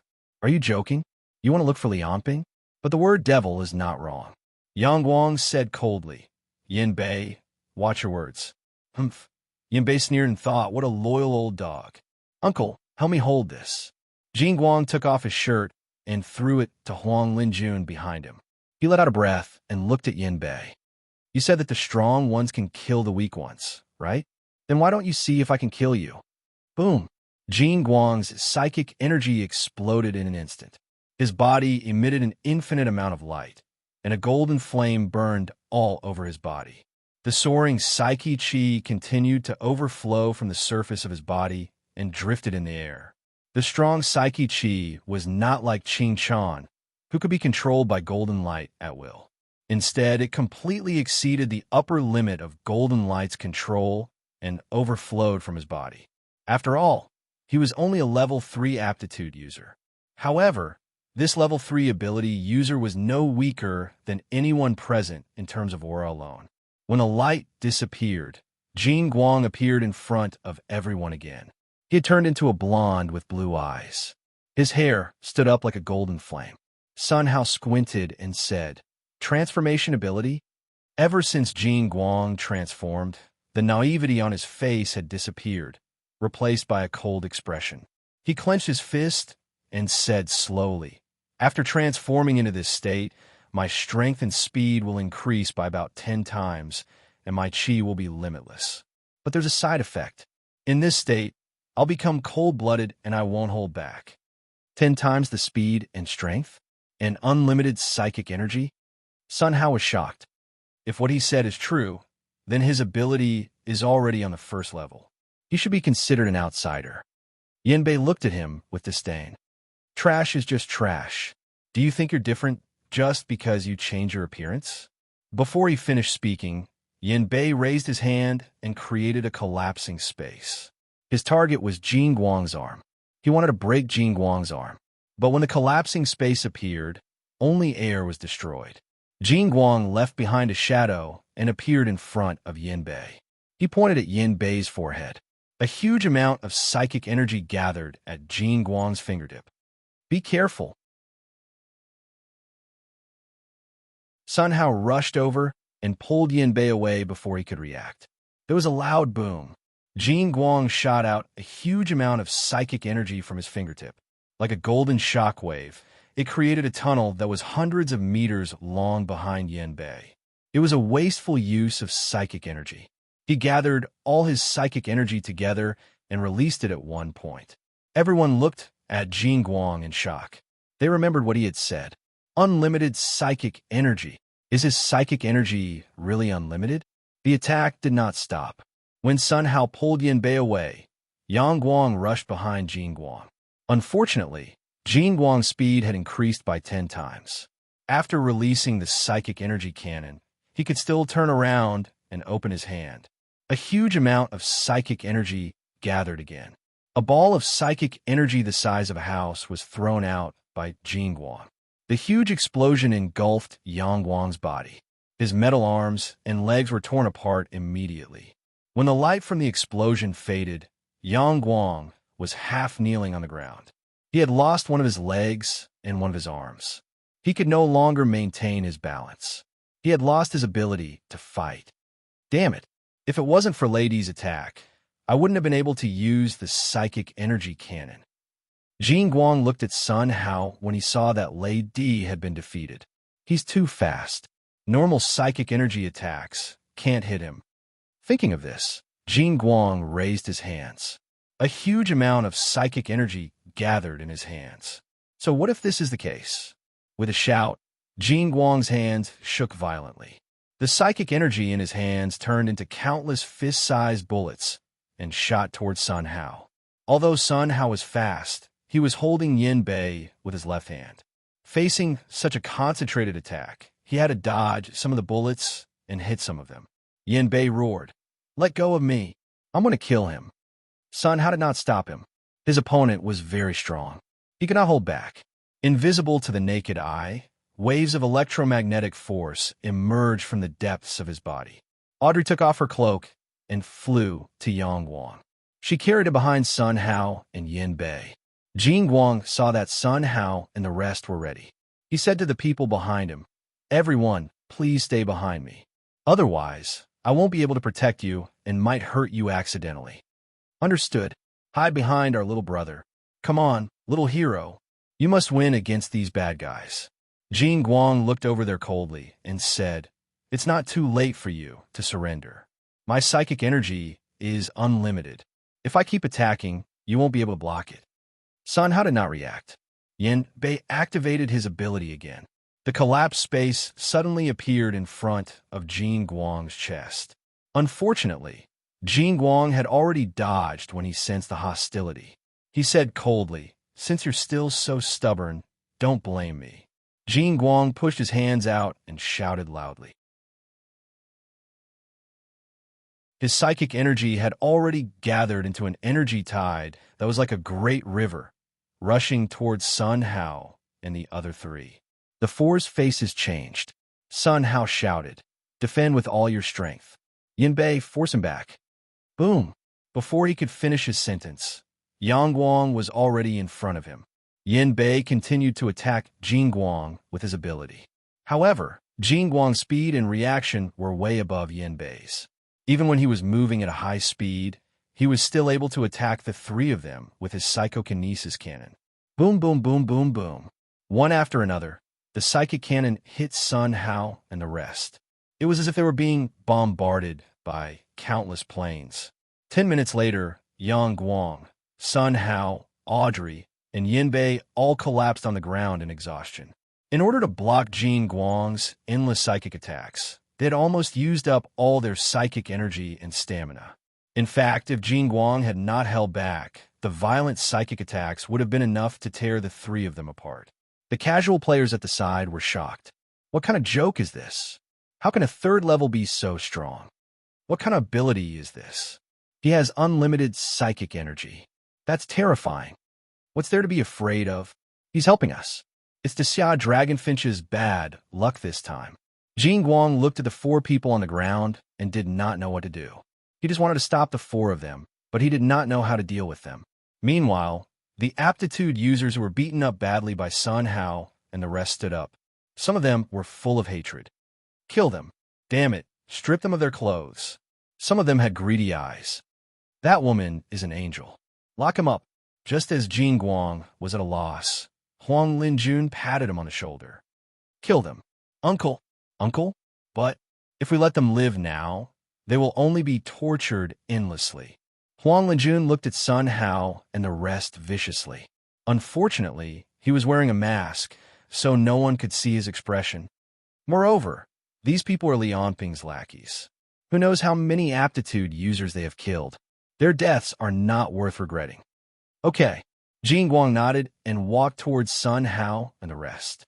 However, in this chaos, no one noticed that Sun Hao and the rest were emitting signals which were then received by the satellites in the sky. The satellites were then transmitted to Tianjing and finally appeared into Xia Dragonfinch's base.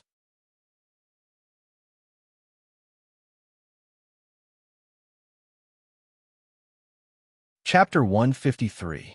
Li Onping was walking in the hallway when his phone suddenly rang.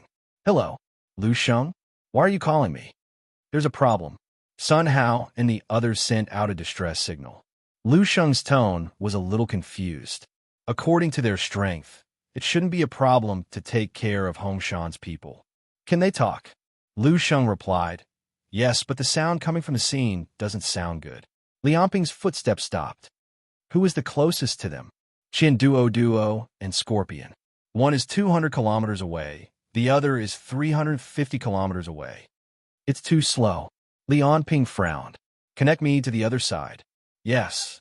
Just as Jing Guang was walking towards Sun Hao and the others under the violent, greedy, and fanatical gazes of the scattered humans, another person's voice suddenly came from their body.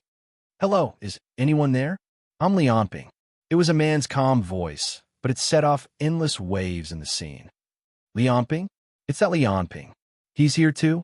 Where is he? No, it's the communicator on the Dragon Sparrow Guards. Jing Guang was shocked at first, suspecting that the demon Lianping had come. However, after careful observation, he realized that it was Sun Hao and the other's communicator that was ringing. Sun Hao replied, I'm Sun Hao, I'm here. Yang Guang was ashamed. Sir, we've let you down. We've failed. Yin Bei's face was unhappy, and Audrey's face was expressionless. The two of them didn't say a word. Did you fail? Lianping said, It's okay, as long as you're alive. Is there someone stronger than you? Yes. Sun Hao nodded and looked at Jing Guang. There is indeed someone. In terms of external attributes, after transforming, his strength and speed will increase greatly. He might also have unlimited qi. Oh. Lianping from the Research Institute raised his eyebrows. The corners of his mouth curled up slightly, revealing an expression of interest. Unlimited psychic energy? Interesting. Let me talk to him. Sun Hao answered and pointed the communicator at the golden light. Our commander wants to speak to you. Jing Guang was surprised. Talking to me? At this time, Lianping's voice came from the communicator. Because he was facing Jing Guang, his voice was clearer. Everyone quieted down and listened to this legendary great demon speak. You're that ability user with limitless qi, right? What do you think? Do you want to join the Xia Dragonfinch and be my subordinate? Hearing Lianping's words, everyone was shocked. No one thought that Lianping's first words would be to recruit Jing Guang. Those scattered people immediately panicked. Little hero, you mustn't agree. Lianping is sly and cunning. Little brother, you mustn't fall into his trap. They started to persuade Golden Light one after another, and the scene suddenly became a mess. Jing Guang waved his hand and spent a few minutes to signal for everyone to stop. Unknowingly, with the power he displayed, all the ability users present had already respected him. Jing Guang shouted loudly, Everyone, don't worry. I will definitely not join the Xia Dragonfinch.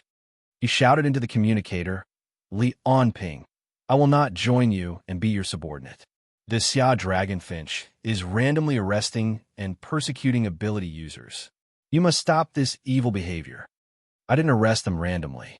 Lianping said, On the contrary, most of them are criminals with superpowers. I just locked them up and sentenced them one by one. As for those ability users who didn't commit any crimes, I only let them leave behind some basic information. Most of them willingly stayed and joined a Xia Dragonfinch. That still won't do. Jing Guang didn't expect the great demon Lianping to reply like this. He said with some hesitation, You aren't the police. You don't have the right to judge them. Furthermore, the act of arresting them is a crime. You also killed people, right? What you did is against the law. The law. Lianping was silent for a while. Then he suddenly laughed loudly. Don't you know that the Xia Dragonfinch is an organization that manages ability users? What? Jing Guang was shocked. He only knew about the Xia Dragonfinch a few days ago. He didn't know about the Xia Dragonfinch's background and past. What? Without an official background, what we do is a crime. With an official background, what we do is law enforcement. Lianping said with disdain. Things like the law are trampled by the strong. They serve the strong. No, it's not like that, Jing Guang retorted. However, Lianping ignored him and said, You're very interesting. You remind me of some things from the past. When Lianping heard Jing Guang's voice, it was as if he heard what he said in the past. He continued, Because of this, I'll give you a little discount. Release Sun Hao and the others now, and I won't pursue this matter. What did he say? He's too arrogant. We definitely can't let them go. He can't help us here. Huang Xia saw that Jin Guang was hesitant. He was afraid that he would really release Sun Hao and the others. He quickly stepped forward and said, "Little brother, don't fall into Lianping's trap. As far as I know, he's currently in Tianjing. There aren't any of his people around here. He's stalling for time. Once their reinforcements arrive, they definitely won't let us go." The others also tried to persuade him. Jin Guang frowned. He stopped the people behind him from persuading him and said into the communicator, "I can let them go. No, little hero. Little brother, you can't fall into this devil's trap." Jin Guang waved his hand to stop them and said, "But there's a prerequisite for letting them go. The Xia Dragonfinch must stop capturing ability users." You can capture ability users, but only criminals. Also, you must hand them over to the court for sentencing. Lianping sneered, "Impossible." Jin Guang frowned and said stubbornly, "Do you want your subordinates to die? If you don't want to see them die, promise me. If you don't, I'll kill them." "Childish threat," Lianping said with disdain. "Even if I promise, will you believe me?" This, Jin Guang was speechless. Lianping said impatiently, "I don't have time to play your childish game of justice with you. I've already given you too much preferential time. That's it. I'll be at Hongshan in 10 minutes. If you're not afraid of death, you can stay there." After saying that, Lianping hung up the communicator. However, what he said made the people present fall into chaos. Arrive in 10 minutes? Is Lianping really nearby? He's bringing reinforcements? What should we do? The Xia Dragonfinch is coming. Take those 4 people as hostages. Seeing the people below fall into chaos again, Yushan finally stood up. He heard Lianping's words just now, but he didn't dare to say anything. He was afraid that he would be blacklisted by the Xia Dragonfinch. "Everyone, don't worry. Lianping is in Tianjing. It's more than 2,000 kilometers away from here. It's impossible for him to make it here." Huang Xia also began to comfort the people.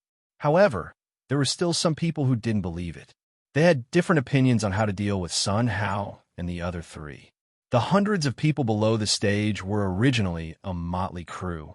Under Lianping's threat, they immediately became scattered sand.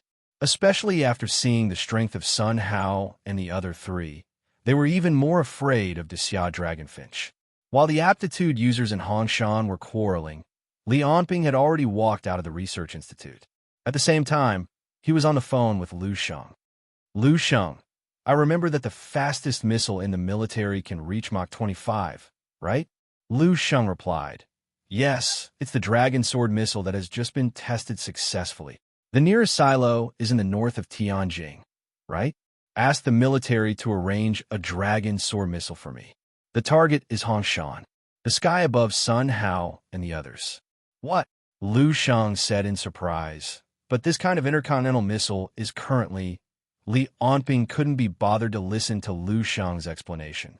He said directly, "If there's a problem, contact Zhang Yinheng and ask him to put pressure on the military. If it still doesn't work, just tell Wang Chong directly. Anyway, I'll be at the silo in 1 minute and ask them to arrange the missile for me." Lu Sheng couldn't help but ask, "Forgive me for being blunt, sir, but what's your goal?" "Of course it's to take the missile. I'm too slow. I can't fly there in time."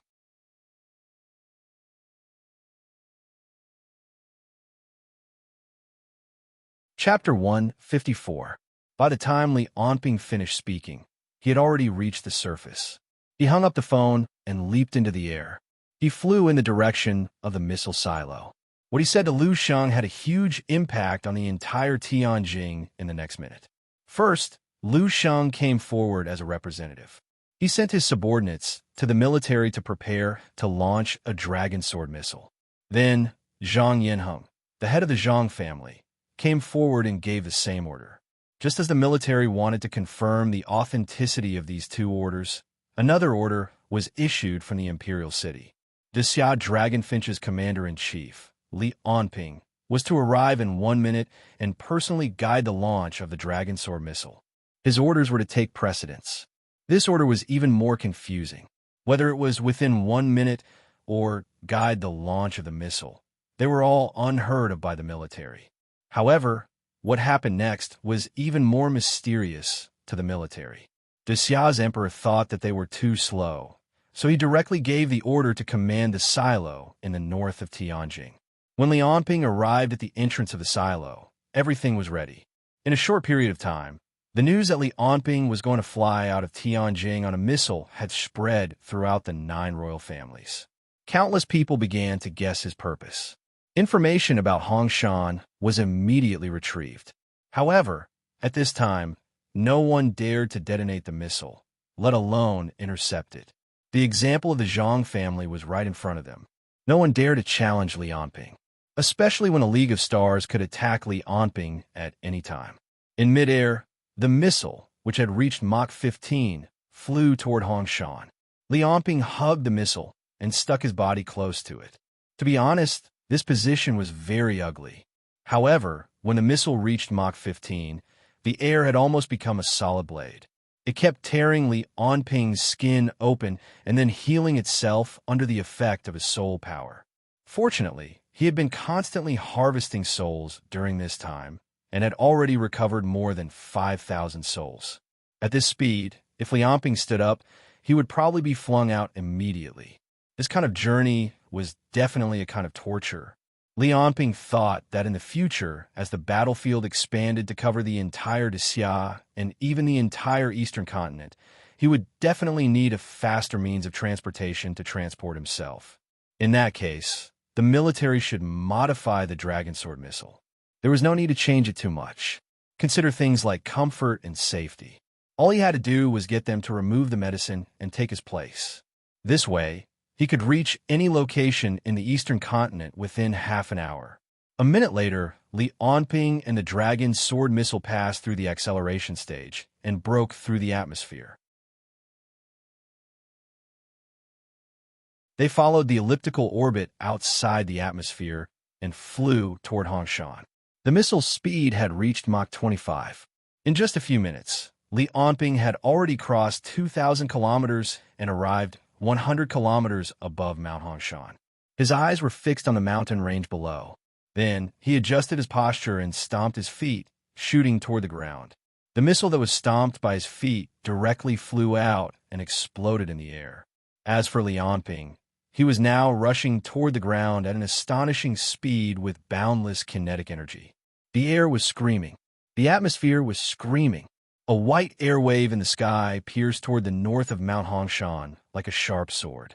When a missile flew toward them with a whistling sound, only a small number of people looked toward the sky and pointed. "What's that? Is that an airplane?" When a missile exploded in the sky, the scattered ability users in the valley were still arguing about how to deal with Sun Hao and the others, until someone heard the loud noise coming from the sky. He pointed to the sky and said, "Something exploded. What's that?" A fireball rose up in the sky, and below the fireball, a black shadow that was hard to see with the naked eye rushed towards the ground. Following a series of loud sounds, the black shadow was surrounded by blasts of air, and the speed of the black shadow became slower and slower. Finally, someone saw the appearance of the black shadow. The missile exploded. "It's a person. Is it one of the Xia Dragonfinch's men?" Jin Guang looked at the black shadow in the sky and said in disbelief, "Who is it?" On Sun Hao's side, looking at the high-profile figure in the sky, he could not help but say, "Is it Sir?" Yang Guang next to him said, "Is Sir here?" Yinbei looked at the sky with an ugly expression. He did not expect Li Onping to arrive in this way. He did not know if he should be glad or afraid of his opponent's strength. Because seeing Li Onping getting stronger and stronger, he felt that there was less and less hope for him to escape from his opponent's control. Li Onping, who was in the air, kept using Void Step. He stepped on airwaves to reduce his falling speed. In the end, he landed lightly on the ground and stood in front of Sun Hao and the others. "Are the 4 of you okay?" He turned around and glanced at Sun Hao and the others. "We're fine." Sun Hao smiled bitterly and said, "I didn't expect my first mission to fail after recovering from my injuries. I even had to trouble you to come personally. Also, the way you made your entrance this time was really amazing." You guys leave first. Leave the rest to me, Liamping said. Immediately, someone jumped out and said, No, you can't just come and go as you please. Do you think this is your home? Yushan also could not help but say, Sir, so many of our brothers have died. Do you really think you can just leave like this? Although Liamping's entrance was very impressive, the psychic force on his body was actually at the 3rd level. This made everyone suspect that Liamping relied on a special ability to ride the missile and come down from the sky unscathed. If it was Song Bang or Zhurong who appeared in front of them, of course, they would not even dare to fart. But now, the person in front of them was just a small 3rd-level ability user. Especially when Sun Hao and the others were so strong just now, they were still defeated by Jin Guang alone. Yushan and the others were now relying on Jin Guang's strength. Naturally, they were not willing to just let Sun Hao and the others go. Liamping turned a deaf ear to their words and waved his hand to let Sun Hao and the others leave first. And with Liamping personally overseeing things, whether it was Sun Hao, Yang Guang, Yin Bei, or Audrey, they were all very relieved. They turned a deaf ear to Yushan and the others. Seeing them supporting each other and leaving on their own, a big man immediately rushed out first. Don't even think about escaping. The big man was wearing a black singlet.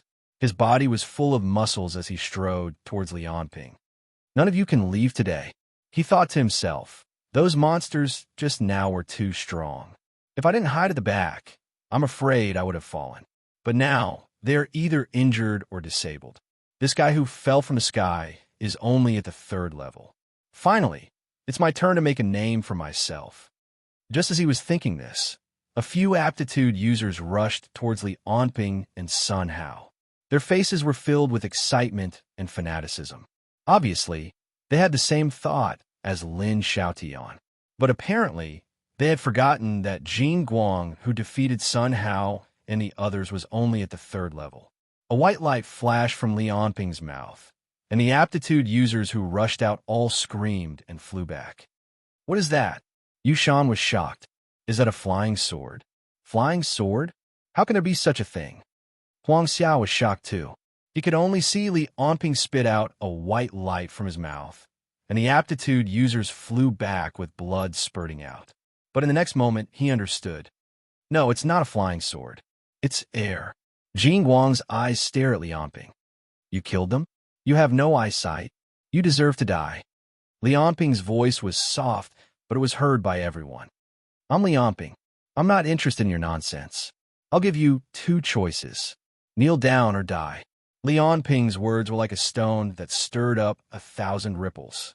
Whether it was the name Liamping or the 2 choices Liamping gave them, they were all shocked. Everyone started to quarrel. Some wanted to resist, some wanted to negotiate with Liamping, and some felt that things were not going well. They looked around and wanted to escape. Yushan's legs couldn't help but tremble. He didn't think that just because he wanted to use the Xia Dragonfinch's name to recruit aptitude users, not only did he recruit the Dragon Sparrow Guards, but now even the great devil Liamping personally appeared. Liamping. Huang Linjun stared at Liamping. He didn't think that he would come here personally. Although his heart was filled with hatred, he still quietly retreated, afraid that Liamping would see him. Even if Liamping didn't even remember a small character like him. Jin Guang said angrily, You bastard. Today, I won't let you kill a single person. After he finished speaking, he gathered a large amount of psychic energy in his hand and shouted like a river, all of it blasting towards Liamping.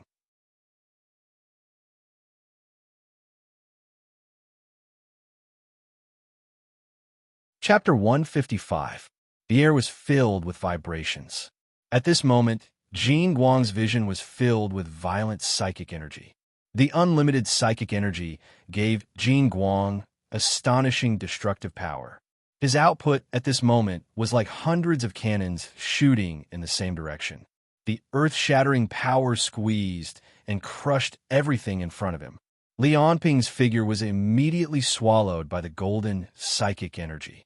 The rumbling sound resounded throughout the kernel dust, and soil were swept up. Huang Linjun, who was standing behind Jin Guang, was stunned. When he saw Jin Guang's previous attack, he had already judged that his opponent's ability was very powerful. However, he did not expect it to be to this extent. Now that he thought about it, if the so-called unlimited psychic energy was really unlimited, how powerful would it be? Especially after Jin Guang reached the third energy level and his psychic energy could interfere with the material world. This kind of attack that relied purely on psychic energy and was similar to artillery bombardment was Jin Guang's forte. On the other side, Yu Shan and Huang Xiao were the same. At this moment, they realized the terrifying power of unlimited psychic energy. Their vision was completely filled with golden psychic energy. They could no longer see Li Anping's figure, nor could they feel Li Anping's psychic energy. This was a naked suppression of violence. Especially this time, when faced with Li Anping, the big devil, Jin Guang subconsciously pushed his psyche chi to the peak and flattened him. This time, dust filled the air and sand rolled back. Jin Guang estimated that Li Anping had been torn to pieces. He sighed in his heart. Oh no, I used too much force. Now, not only is Li Anping going to die, but those four fellows behind Li Anping might also be killed. This is troublesome. I wanted them to give the order to stop the Xia Dragonfinch's actions. Just as he was thinking about this, a few seconds passed. When the smoke and dust from the explosion dispersed, a figure slowly revealed himself. Looks like you're that kid with unlimited psychic energy. Li Anping's voice slowly came. When his figure appeared in front of everyone again, everyone was shocked. They widened their eyes and looked at Li Anping in disbelief. Li Anping stretched out one hand in front of him and made a defensive gesture. There were some wounds on his palms, but they had completely healed. On his body, other than some slight abrasions on his skin, there were no visible injuries at all.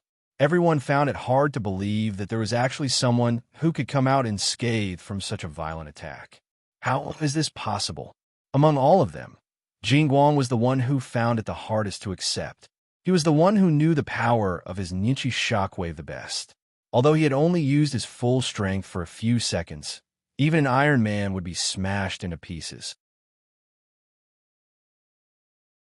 Now, Li Anping was completely unharmed. Just when Golden Light was distracted by something unimaginable in battle due to his lack of experience, it had already become a fatal flaw. He suddenly felt that his body was covered by a figure. What are you thinking about? Boom! Li Anping's kick landed on Jin Guang's stomach, sending him flying into the air. It was as if a thunderbolt had ripped through the air. Then, he threw out a few air palms toward the sky. The white shockwave had already sent Jin Guang flying. Although it was just a casual attack from Li Anping, what kind of strength did Li Anping have now? When he was at Songbang's house, he could directly kill a level 4 ability user with a full-strength attack. Although he didn't use his full strength now, it was enough to make Jin Guang suffer. Jin Guang spat out a big mouthful of blood in the air. His whole body fell from the sky with his eyes rolled back. Little brother, save him. Golden Light was instantly killed by Li Anping. A portion of the aptitude users fled in all directions, while a portion of the aptitude users rushed towards Li Anping in the heat of the moment. Stubborn. Li Anping snorted coldly. He opened his mouth and spat out a white line. The white line was like a white waterfall, directly sweeping toward the charging crowd. It was as if a laser had swept through the air. Wherever it passed, no matter what level the ability users were, they all fell to the ground with miserable howls. Some of them had their bones broken, while others had their internal organs crushed. Seeing this, even more people didn't dare to rush out. The remaining ability users all scattered, wanting to escape toward the exit. Facing this situation, Li Anping only shouted softly, "All of you stay here." His voice was as gentle as the wind, but his movements were more violent than the most ferocious hurricane. A loud sound suddenly came from under Li Anping's feet. The soil had already been split into pieces under his stomp. Meanwhile, he had already appeared in front of an ability user. Then, his body swept past that ability user. The shock wave created by the supersonic speed had already swept that ability user back into the field. Only then did everyone hear the sound of Li Anping's sonic boom. Then, Li Onping appeared in front of another person. This person's ability was very special. Before Li Onping arrived, he had already turned into two identical people, running in opposite directions. However, in less than 0.1 seconds after he used his ability, Li Onping had already scattered the clone with a punch. Then, he grabbed that ability user's neck and threw him into the field. Then, Li Onping sprinted. The shockwave created by the supersonic speed directly blew back more than 10 ability users who were running away into the field. Then, he took a few steps forward and grabbed Jing Guang, whose mouth was full of blood and was about to fall to the ground. Then, with a strong shake of his arm, he had already thrown him back into the field. At this time, Yushan on the stage finally reacted. Facing Li Onping's attack, he understood that there was no way he could retreat now. Even if he surrendered, his opponent would not let him go. He sighed helplessly and shouted, "Do it!" He opened his mouth and spat out a yellow caterpillar towards Li Onping. At the same time, Yu Lu and Yu Ping behind him also used their abilities. Together with Yu Shan's caterpillar, a total of 3 yellow caterpillars flew towards the black figure in the field at an extremely fast speed. In the short 10 seconds that Yu Shan hesitated and then made up his mind to use his ability, dozens of ability users had already been thrown away by Li Onping or blown away by the shockwave. They were all gathered in the center of the field by Li Onping. Li Onping did not even look at the caterpillars that Yu Shan shot out. These slow things could not even touch him. He scurried around the field like streaks of black lightning. Wherever he passed, one ability user after another was thrown out by him, and all of them were smashed together. However, no matter how fast he was, the 3 yellow caterpillars were always hot on his tail. Stalking type, huh? Li Onping thought. He turned around and punched at the caterpillar.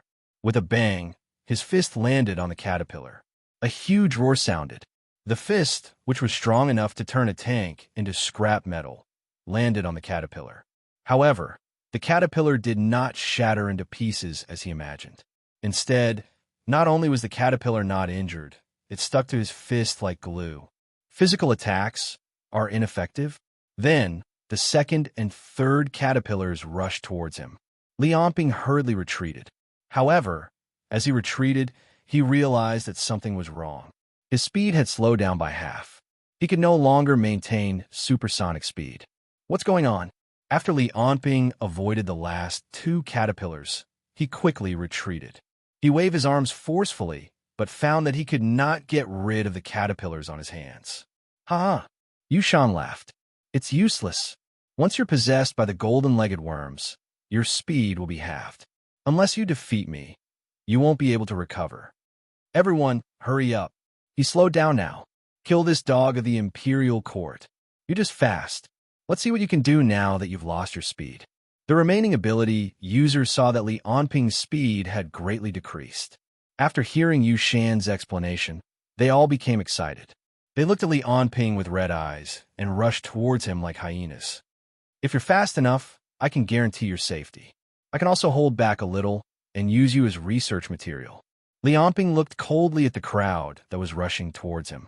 He simply allowed the other 2 caterpillars to attach themselves to his back. Since I've lost my speed for safety's sake, I won't hold back.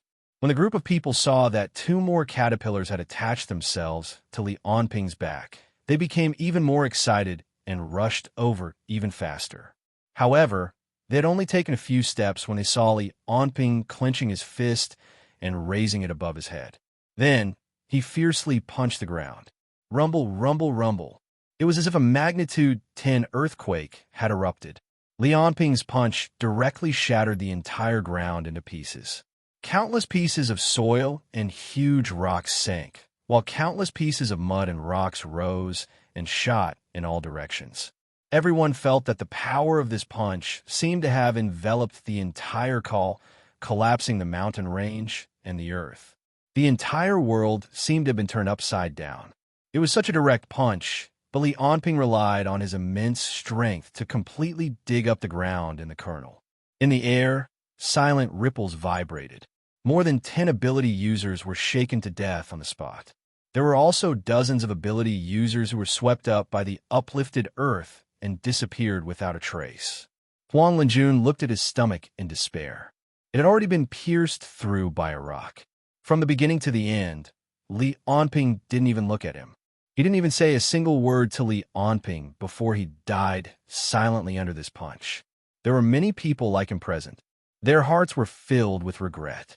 Why did they have to go against such a monster? Why did they have to fight against such an inhuman person? Li Onping wasn't human at all. This was especially true for Huang Linjun. He had been avoiding Li Onping from the beginning to the end. He hadn't even declared war against Li Onping in person. The sullenness in his heart was like an ocean that couldn't be vented. He wanted to curse out at Li Onping. He wanted to tell him about how he dealt with him. He wanted to see Li Onping's angry expression. However, he could no longer see anything. He could only feel his strength gradually fading away as his abdomen bled incessantly. Then, a suction force came from Li Onping's body, bringing with it boundless regret. He had already died. After this punch, more than half of the people were dead. Most of the survivors were ability users who had been thrown together by Li Onping. This was because Li Onping had consciously controlled his own strength. The remaining people looked at Li Onping stupidly. They were already completely stunned by this terrifying punch. Those who hadn't truly faced Li Onping would never know just how powerful this leader of the Xia Dragonfinch really was. Right now, Yushan and Huang Xia were the most emotional in this regard. This was especially true for Huang Xia. When he heard that Li Onping was able to defeat Song Bang and Lei Di, he thought that Li Onping must have relied on some special ability to plot against them. However, this kind of plot was nothing to worry about once he knew Li Onping's ability. When the time came for them to fight, it would depend on the spirit, strength, and mentality of both sides. However, it wasn't until now that Li Onping had displayed his unparalleled strength and speed, displaying the most primitive human violence naked in front of him. Especially when Li Onping's punch directly changed the terrain of the call. He clearly sensed how strong Li Onping was. He looked at Li Onping in a daze. He didn't dare to have the slightest thought of resisting. The other survivors were the same. When they saw Li Onping walking towards them, they didn't move. They were afraid that any movement they made would cause Li Onping to kill them. The corners of Li Onping's mouth curled up. The punch just now had killed more than 100 ability users. Although they weren't very strong, it had also increased his physical fitness. His current physical fitness had become strength 16, 8, speed 15, 9, and stamina 17. 8. Strength, speed, and stamina had all increased by 0. 1. At this point, the effect of every 0. 1 value increased was many times more than before. You're tuning into the Warrior Lore YouTube channel. Don't forget to subscribe and join us on this journey to catch the most captivating stories.